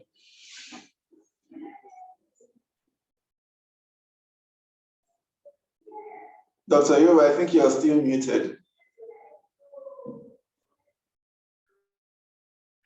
Sorry about that. Can you hear me now? Yeah, we can. All right. Thank you for that introduction. And let me join the other speakers to thank the organizers of the event, all those who have taken time to be part of the event. And for the invitation I received to be part of this event, I'm grateful. Unfortunately, we've been losing some very important African philosophers in the last few, who have been important in the last few decades. And Wiredu's passing another major loss after a couple of others recently. I didn't have the privilege of meeting Prof. Kwasi Wiredu, but I've been no less influenced by his ideas, and many people have pointed to that. So I want to approach this brief talk from the perspective of someone who met him in and through his published work, published ideas. And I'm guided by the question, in what specific directions might one contribute towards advancing Wiredu's thoughts forward? And this means that I think that important to honor someone, the legacy of someone as important, prominent, and successful as Kwasi Wiredu is to identify and to advance scholarship on very specific philosophical ideas that he championed. And to think of Wiredu is immediately to think of a great many philosophical ideas and paths that he pioneered and charted. And some of them have come up in the contributions of colleagues who have spoken before me. So given my own research interest on the nature of self and of personal identity, I found quite compelling his philosophical anthropology, which Prof. Masolo alluded to earlier on, and which Prof. Masolo has also illuminated in his own work, especially in that 2010 publication on self and community. So I want to suggest two ways I'd like to take aspects of Wiredu's philosophical anthropology forward in my own research. But firstly, philosophical anthropology is complex, and within it, I just want to focus on two ideas: the idea of the nature of the mind in Akan thought, and especially also the idea of person that ensues from that, from his philosophical anthropology. So one of the things I've learned from Wiredu's reflections on the nature of mind from the Akan perspective is that mind and all its features, thoughts, belief, and all of that are fundamentally linked to a physical body. So the point about embodiment has been made already in relation to Menkiti's philosophy, Wiredu's philosophy. So this leads me to read him as offering the view that the human mind is an embodied phenomenon. Whatever it is thoroughly embodied. And I'm thinking here of his view that mind is the functional capacity of the brain. So that's one important aspect I take. The other point I take from Wiredu's work on human nature is the role of a cultural architecture in the emergence of mind. I'm thinking of the way he suggests that mind as the functional capacity of the brain is complemented by a context of interactions and communication with other human beings. And it is through that this otherwise dormant capacity develops into and realizes its full potential. So the importance of a social architecture, a cultural architecture in the understanding of mind and in the understanding of self. So both ideas, they point very powerfully to an understanding of person as embodied and encultured. So an embodied and encultured person. So these are the two ways I wish to take this central idea forward. This idea that persons, our conception of person is in a fundamental way embodied and called. These are the two specific ways.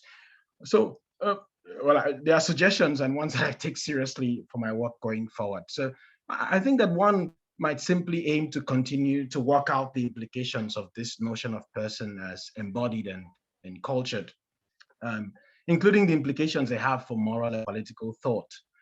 So some of our colleagues already have taken up these tasks. As I said, Prof. Masolo has done a lot of work interpreting Menkiti's, Wiredu's idea on the nature of the self and of the mind. But there are opportunities as well to undertake similar critical reflections on the nature of mind in the thoughts of other African peoples. And there's potential as well to do some kind of comparative work there that might help us illuminate our understanding of mind further and related ideas. The second very practical way, and one that I really take seriously, that productive direction one might take Wiredu's thoughts and ideas concerns empirical research on the self. So my reading of Wiredu is that his work on the self naturally connects with the science of the brain and recent psychological studies of the self. Earlier speakers alluded to the fact that Wiredu's approach is fundamentally empirical. So I think his work on the nature of mind and of self lends itself to that kind of reading as well. So like these speakers, I think his work encourages the use of empirical research as a mode of philosophical inquiry. So on the one hand, one good thing about this is that current empirical marshaled in support of Wiredu's ideas on the social origins of mind and the thoroughly relational nature of the self. So we can draw on that body of empirical work to further support some of Wiredu's ideas. And then we can learn a great deal, obviously, from this by drawing on this empirical study.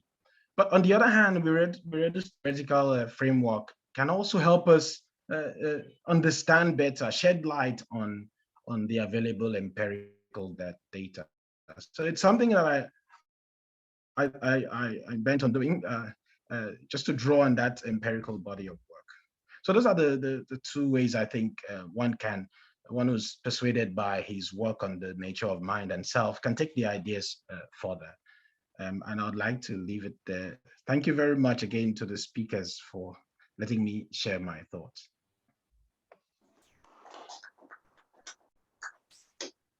Thank you very much, Dr. Yowe, for your presentation.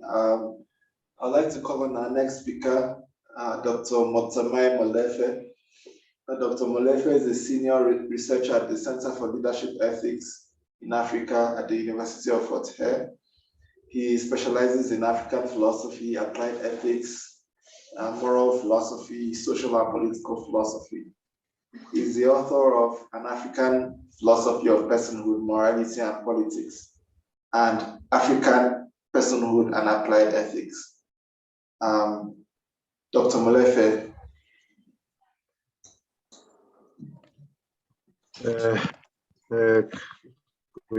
Good day, everyone, and thanks for inviting to the organizers for putting together such an important program, and also it was a pleasure on my part to see all other colleagues and to listen to their profound ideas. I do not have much to say.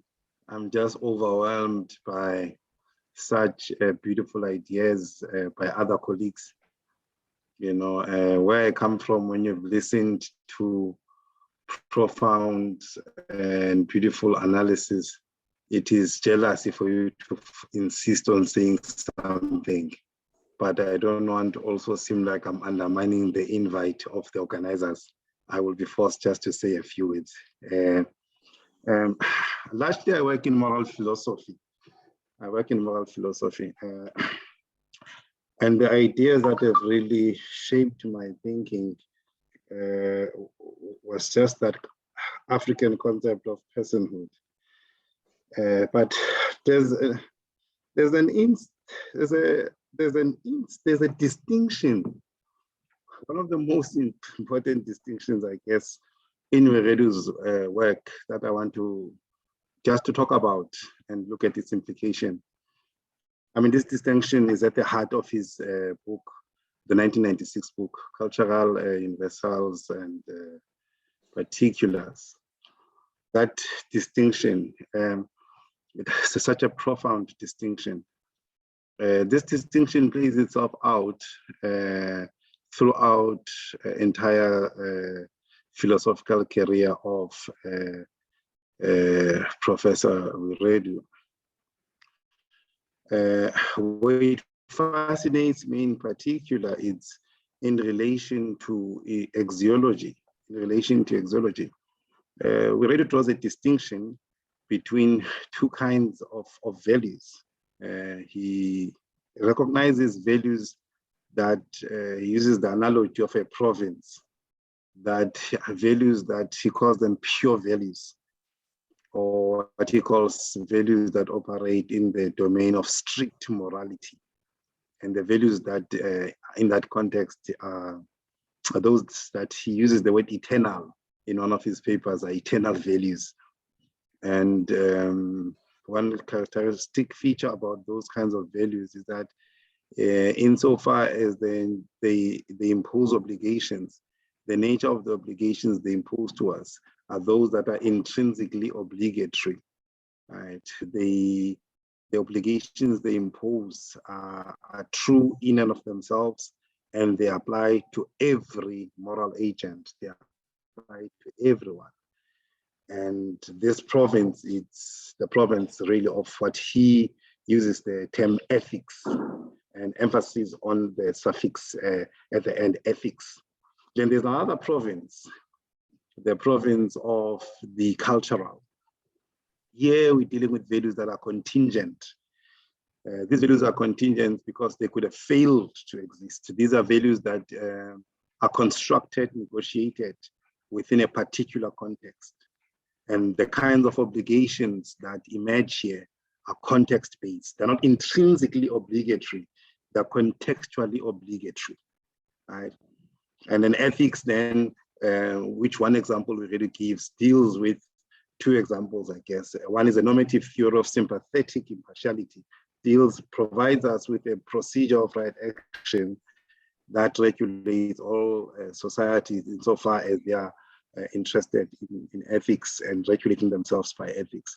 Another one is the domain of human rights. Human rights apply to all of us, and that falls within the province of pure morality, or ethics as he calls it. The other one is the domain of what he calls, the term he uses is an ethic, or and this deals with contingent values. And he uses the notion, these are cultural values. And he gives an example of these kinds of values. So these are values that have to do with how to eat, what technology, what modality are we going to use to eat? Are we going to use our hands? Are we going to use spoons? Are we going to use sticks, or whatever modality you find useful? How are you going to deal with the problem of death? How are you going to grieve? How are you going to deal with bereavement? And how are you going to bury and dispose of the dead body? Right? How are you going to educate? How are you going to nurture and educate children? Are you going to have public schools? Are you going to leave it to the family? What modality are you going to use? Questions of architecture, how are you going to build your houses? All of those involve what he calls contingent values about how to deal with our lives. And then immediately you see that Wiredu then, the profound insight that comes from is that Wiredu then understand human life to exist in these two planes. The one plane is the plane in which we share universal problems about the values that regulate the entire human family. And those are values that are ethical. On the other hand, we deal with values that are contingent insofar as we live in subgroups, right? Subgroups, I mean friendship, family, friends, organizations, right? So the other one deals with rules in the subgroups, the other one deals with rules that have to do with the entire human, right? So in Wiredu's idea, you find that distinction. And this distinction is important for Wiredu because and it plays itself out in different ways. In one place, this distinction is important for him because it allows us to identify what we might call cultural colonization. Cultural colonization is when you take contingent values and treat them as if they're universal. Right? So that the profundity of this distinction, it allows us to identify cultural colonization, but also it allows us as well to manage ourselves in the project of thinking about Africanization as well, this project, right? So that's one implication of this distinction. And this distinction as well has allowed Wiredu as well to open our eyes to think about what he calls, as opposed to a global ethics that is captured in something like human rights that Wiredu has contributed, but also allows us to enter into a conversation about what people like Hans Kuhn and others call a global ethic. What kind of contingent values that we are going to have a consensus about? I don't know, I'm seeing already, am I audible? Yes, you are. Yes. Oh, I'm sorry. So what kind of rules are going to regulate different cultures when they interact at an international space? And we really think that Africa and other parts have got a role to play in terms of engaging about an ethic to regulate our behavior in that particular platform. And also in my own work, I have also tried to say something, there's a distinction that's beautiful that we can pick up in relation to Wiredu, that the notion of personhood for Wiredu can be interpreted also along these distinctions. On the one hand, we can have a notion of personhood that is strictly ethical, insofar as it specifies virtues that have to characterize anyone who is ethical. On the other hand, you can have a notion of personhood that is weak in a sense that what kind of cultural values are going to define what it means to be a person in a particular context, right? If you go among the Xhosas, what kind of cultural values in that space are going to characterize what it means to be excellent in that space in terms of the cultural values. So it really allows us then to have those kinds of conversations. But at the heart of all of these considerations, and this concept as well has got implications as well, and I've indicated this in some of my work about thinking about deep meta-ethical debates in relation to questions of partiality and impartiality. I don't have time to get into that. But what is crucial about thinking about this distinction in terms of the universal and the particulars, or what he calls ethics and an ethic, or contingent and universal necessary values, is that the kind of agency that is required to be able to navigate the space, where we're able to have conversations about universals, because that's not a closed conversations. But at the same time, the conversations also about particulars or norms that are going to regulate our life in the space of subgroups. So I think creatively, Wiredu gives us a resource to rethink a robust agent, an agent that can participate at both universal themes that affect all human beings, but also an agent that is able to reflect on themes that affect them at a subgroup level, whether at the level of friendship, at the level of family, whether at the level of your institution. So at the heart of this idea that I think we really do this distinction is a call for a particular kind of a robust agent. And this kind of robust agent is what is required for us to be able to shape our worlds as we think in terms of the universals and particulars. And I think that's the most important challenge that I think we have to take on. So one of the most important challenges that we have to take on as we march in the future, the kind of a robust agent that will be able to shape the world, both at the level of universals and particulars. Thank you.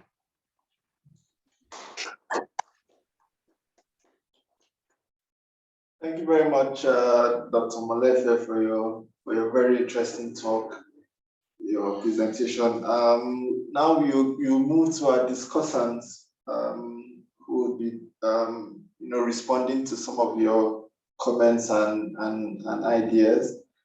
So I'll begin first with Mrs. Amara Esther Chimakonam. Mrs. Chimakonam is currently a doctorate student in philosophy at the University of Johannesburg, South Africa. Her research primarily focuses on African philosophy, ethics, bioethics, feminism, philosophy of religion, and political philosophy. As a member of the Conversational School of Philosophy, She applies the conversational and interrogational methods in examining these fields from an African perspective. Her thesis is on the idea of transhumanism through an Afro-communitarian lens.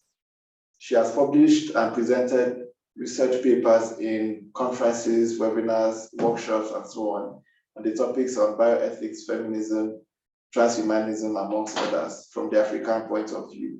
She recently propounded a personhood-based theory of right action as an African contribution to the field of ethics.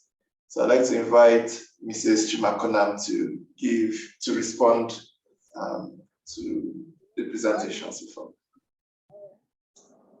Okay, thank you, Arabia, for such introduction. And thanks to all the speakers for such an interesting discussions. My aim is to open a new vista of thoughts on Wiredu's philosophical ideas within Africa and beyond Africa. In this respect, I would like to, first of all, give the comments and then ask a question to our speakers.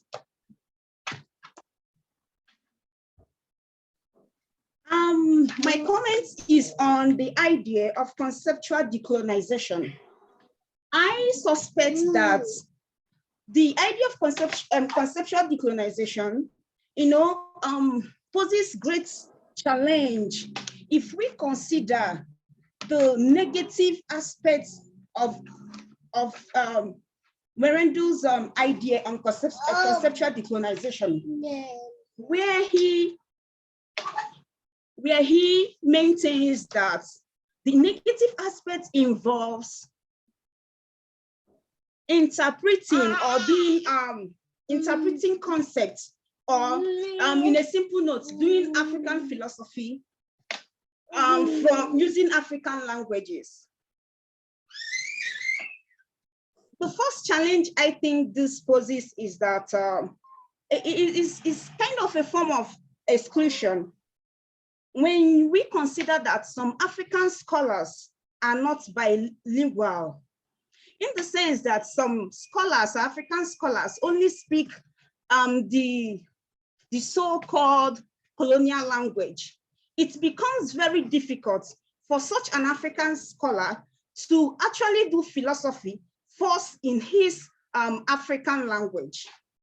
Now, the second challenge I see with this is the aspect of culture borrowing, due to culture borrowing, or what Olufemi Taiwo 2019 calls domestication of cultural borrowing, I doubt whether we can have an authentic philosophical discourse using African languages.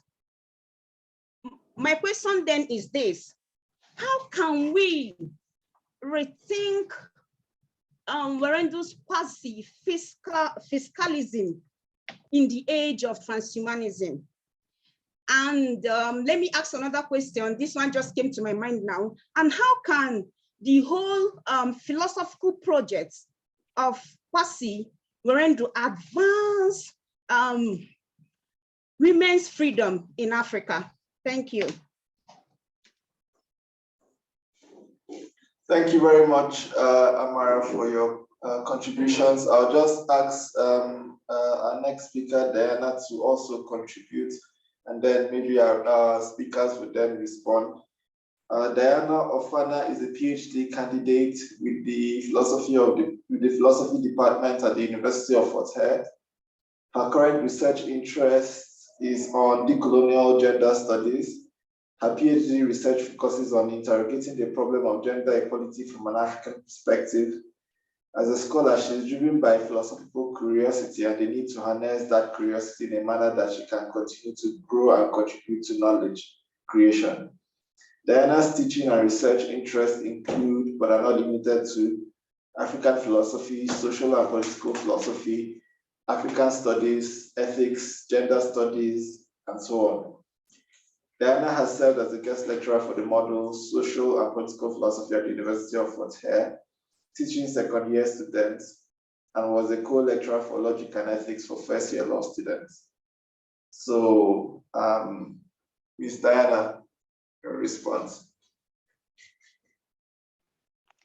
Thank you very much, Dr. Arabia, for your introduction. And I also want to thank you for inviting me to give a comment or respond to the contributions of our colleagues that have painstakingly giving their contribution on Kwasi Wiredu's philosophy. I also want to say thank you for organizing this this roundtable discussion with regards to honoring Kwasi Wiredu's demise. Thank you so much. I don't have so much to say. I think one of the advantages of being the last speaker is that everything you want to say has already been said, and you will just have to come and just do the closing remarks. What I want to say, most those that spoke before me already discussed on what I want to say, and I think I'll just say something, just brief. I'll just give a brief comment. As for me, when reading Wiredu, what stood out for me is his idea of conceptual decolonization. And Kwasi Wiredu, for many decades, as we know, has been involved with the project, that project which is termed Conceptual Decolonization, Contemporary African System of Thought. You know, the term sort of entails the re-examination of current African epistemic foundation in order to accomplish or to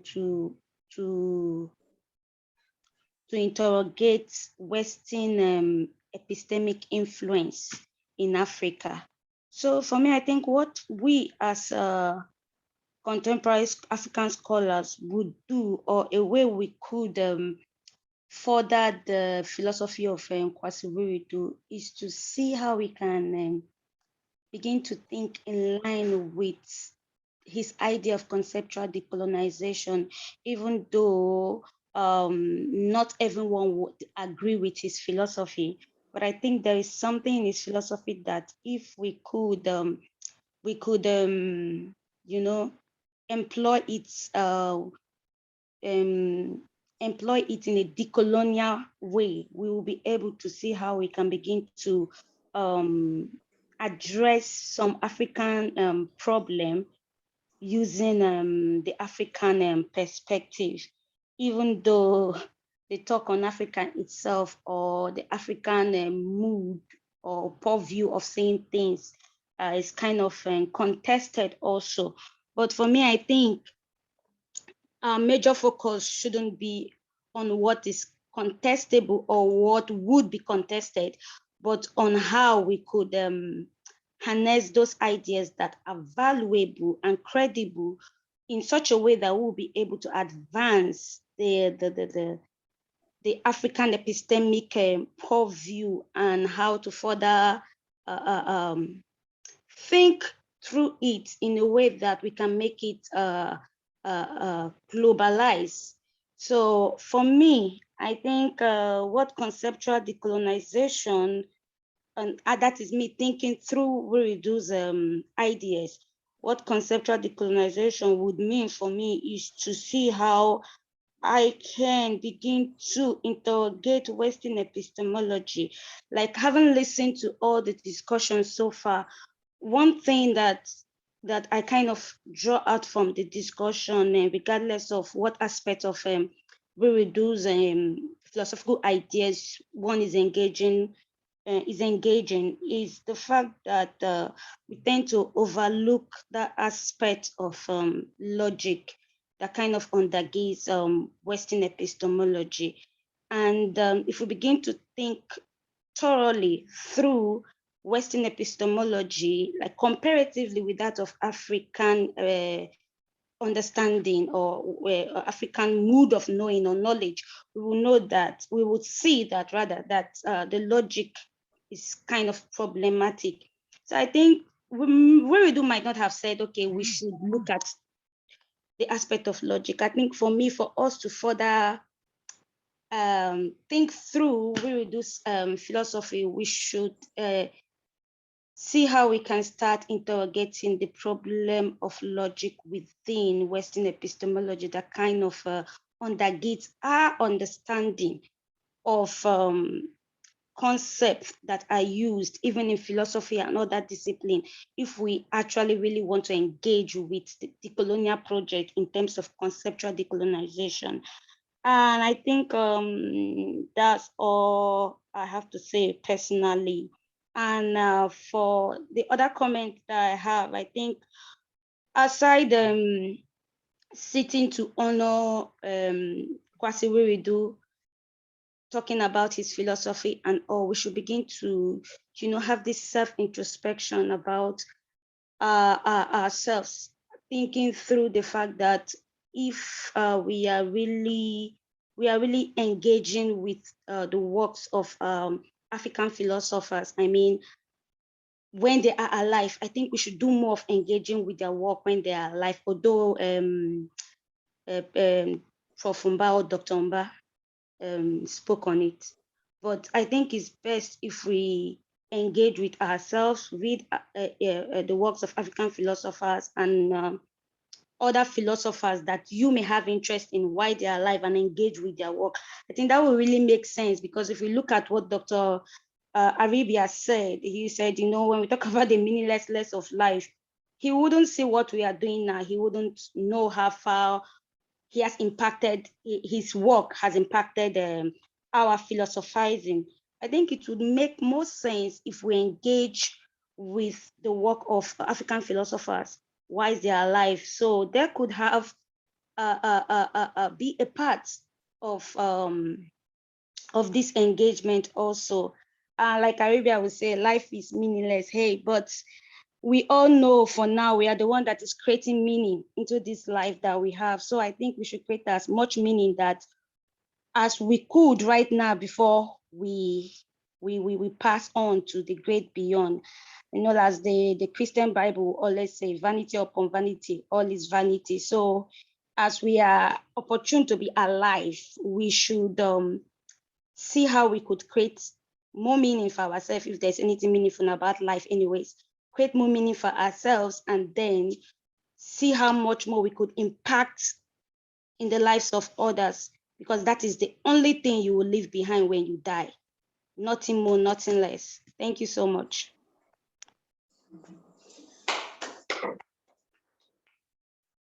Thank you very much, Diana, for your talk, for your response. I don't know if any of our speakers want to respond to what our discussants have said. Amara has raised questions regarding the idea of quasi-physicalism in relation to the idea of transhumanism. Diana has spoken about the problems associated with the ideas of conceptual decolonization and the role logic has to play. So yes, I see Professor Sanya's hand is up. So Professor Sanya, you can respond.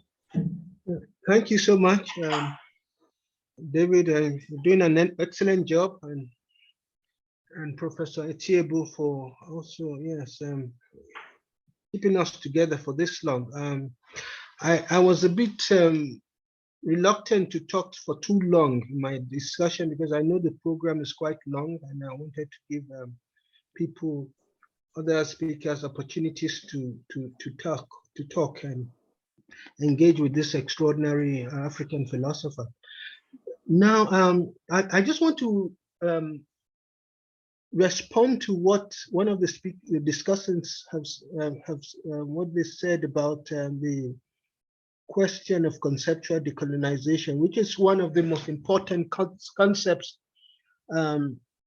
Wiredu engaged with. I think perhaps this most powerful concept, at least for us Africans, because it engaged a very practical issue, not only at a practical level, but also at a theoretical level. And he went ahead, he was very generous to put together developed very concrete examples of what he means by conceptual decolonization, as many of the speakers alluded to in terms of looking at concepts like truth, mind, God, even democracy, and trying to see how these concepts work within the African context. Now, currently there are growing fascination, I would call it fascination, to decolonial studies, decoloniality. And so we have Matolino and other decolonial theorists or scholars working on this concept of decoloniality, which is about engaging hegemonic structures of knowledge and inscribing a subaltern presence, a subaltern voice into the control and domination of former colonial powers. And the sad part is that a lot of Wiredu's thought is missing. And this is one of the most, is more decolonial than any decolonial theorist, I would say. He's more thorough, he's more reflective, and I think he's far more radical than a lot of the so-called decolonial thinkers. But his work, his presence is totally lacking in the discourses that have been growing in the colonial studies. And I think as African philosophers, we should start to do a lot of privileging the work of our philosophers who have done far more groundbreaking work, but are ignored by the academy, global academy, in decolonial studies. We're talking about decoloniality all the time, decoloniality every time. We just had a big workshop on decoloniality. But there is no mention of Kwasi Wiredu. There is no mention of Dechi. There's no mention of Oruka. There's no mention, okay, Otunji was mentioned, and it was discussed, but I mean, that is perhaps the only exception. So I think as African philosophers, we should start to see how we position and entrench the work of scholars like Kwasi Wiredu, who have, like I said, done incredibly brilliant work, pioneering work on decoloniality. Thank you very much. Thank you very much, Professor Osha. I wonder if any other person has a comment to add. Also, the floor is now open to the audience. If you have a question you want to ask or a comment you want to make, you can just raise your hands or send it through on the chat box, and then we will call on you to speak or I'll read from the chats.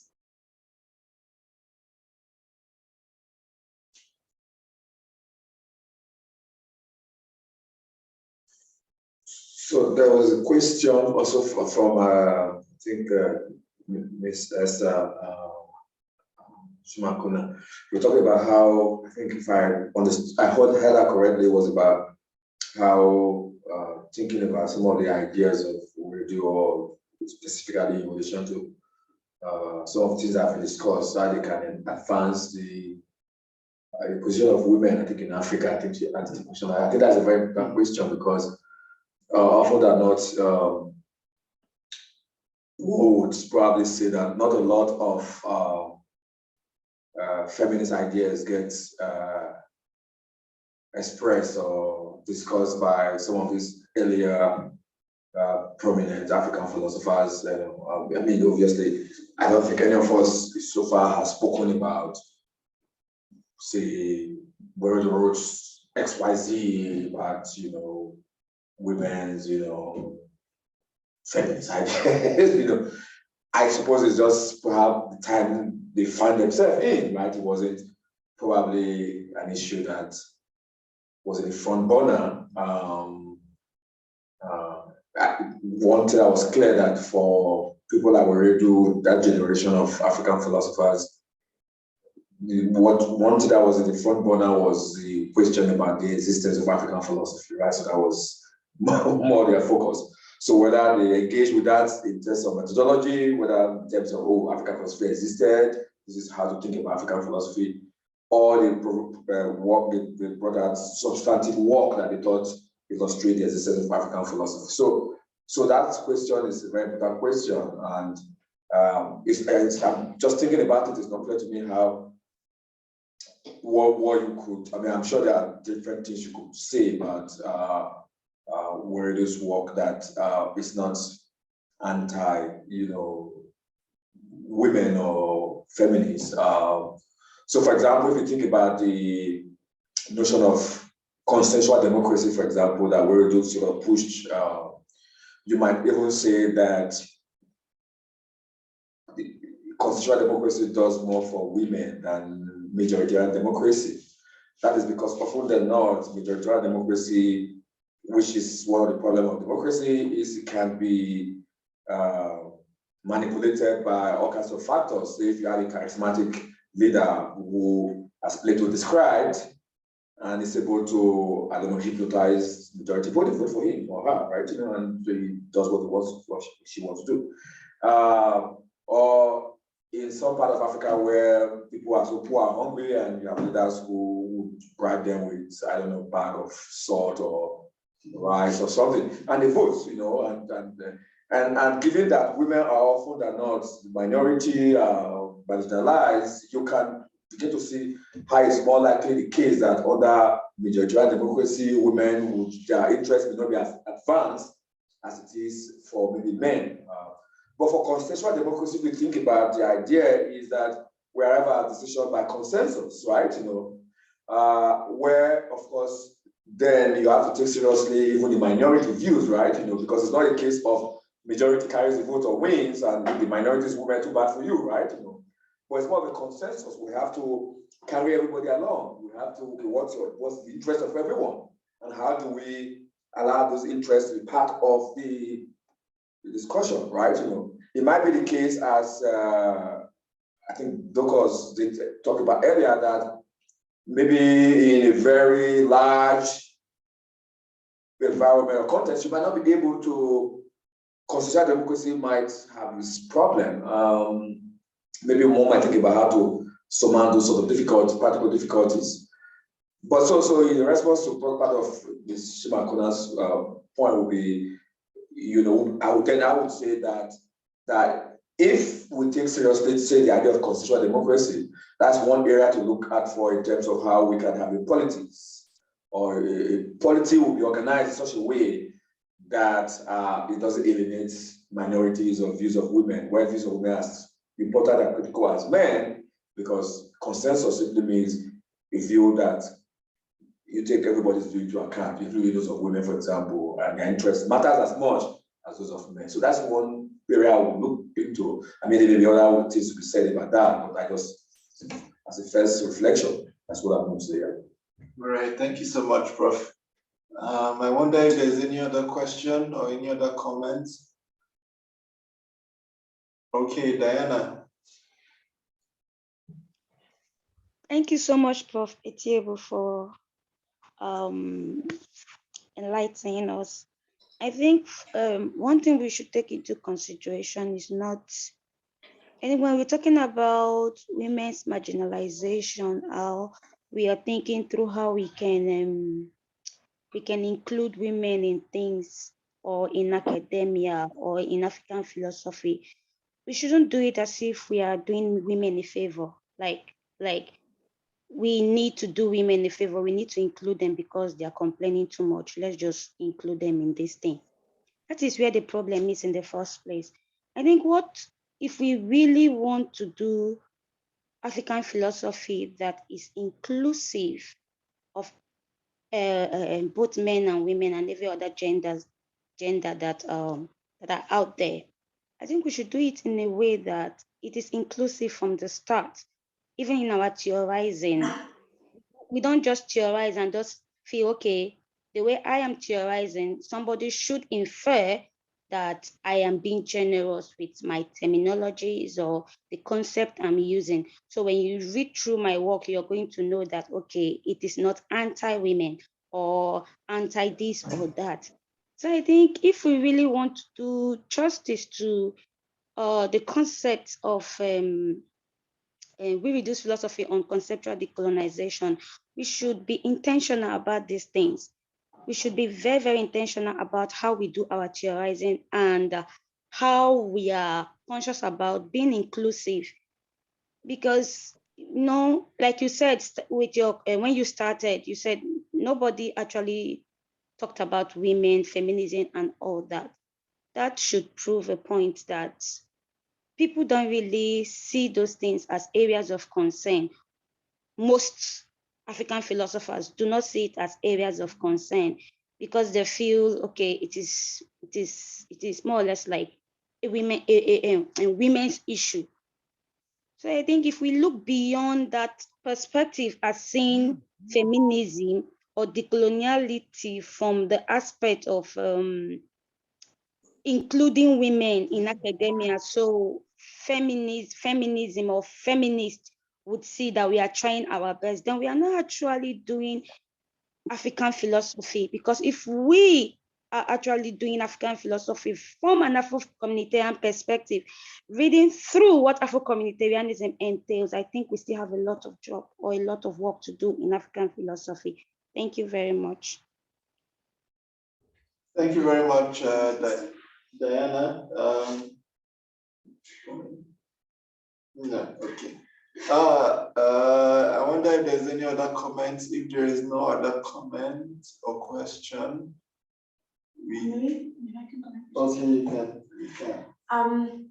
Thank you, Diana, for the comment. And I think from that perspective, we can say that the current African philosophers should be engaging with gender studies and all of that, because we have learned that maybe our predecessors did not engage with such issues because they had the assumption that African philosophy, or even their way of writing, is gender neutral, right?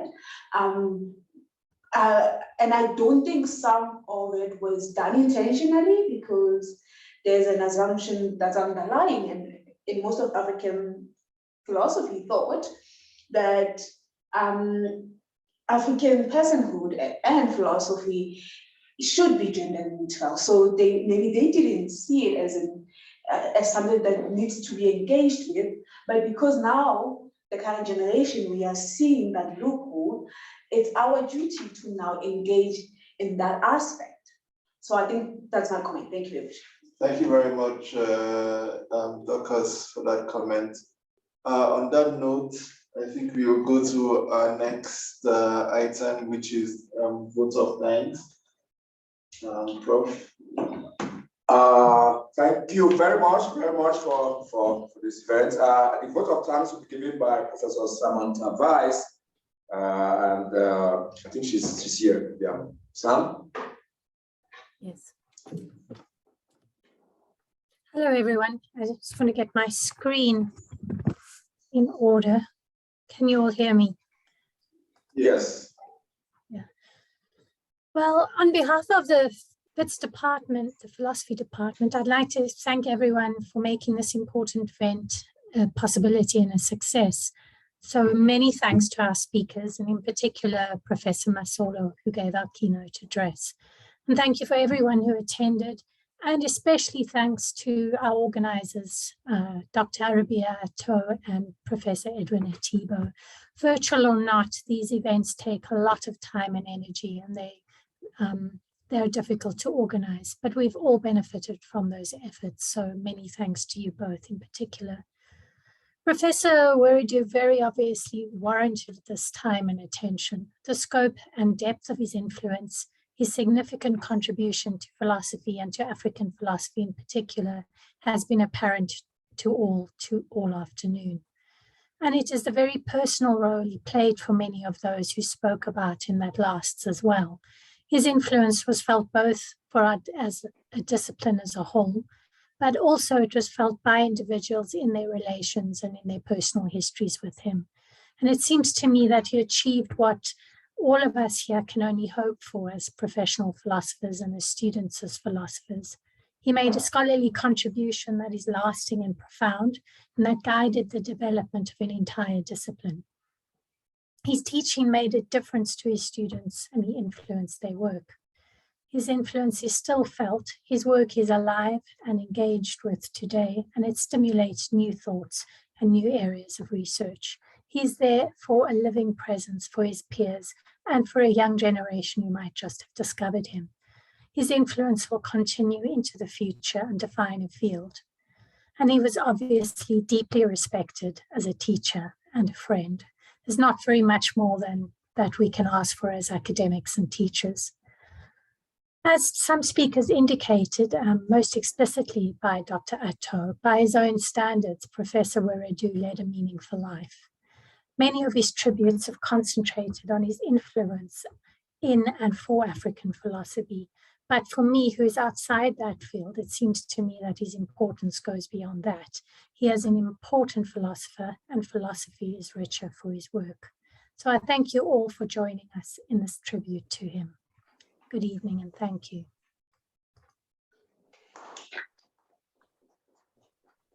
Thank you, Sam. Thank you for some advice. Just before we go, just want to recognize, I did mention at the beginning that the Wiredu family, some of them will be joining us, and almost throughout this close to 4 hours I will be here. We're glad to say that Wiredu's wife, Mary Wiredu, has been with us. If you check the participants list, you will see her name there, and also the son, Ajim Wiredu too, was also present. So I want to thank them and say we appreciate what their father and husband did for philosophy and African philosophy, and I hope they will convey our gratitude to the Wiredu family for how we appreciate him as a person and as an individual in the philosophical community. Thank you very much, the Wiredu family. All right. On that note, I would like to thank everyone for staying up until now for this event. I want to thank our speakers for agreeing to speak and coming through and giving their very interesting and nice presentations. To those who asked questions and responded and all that, thank you for listening to us. Thank you for being here. And I'll end with Diana's last few comments in her presentation. I think it is important as African scholars and as African philosophers to continue to engage ourselves, engage our works, engage our ideas, whether when we are alive, to celebrate those who have been there before us when they die. I think all these things are very important in terms of keeping the discipline alive. So I encourage us to, learn to, engage with others, learn to celebrate our own, and learn to celebrate those who have, passed on and left a good legacy. People like Professor Wiredu. So thank you very much for coming through and for making this event a success. Thank you so much. Bye, everyone. Bye.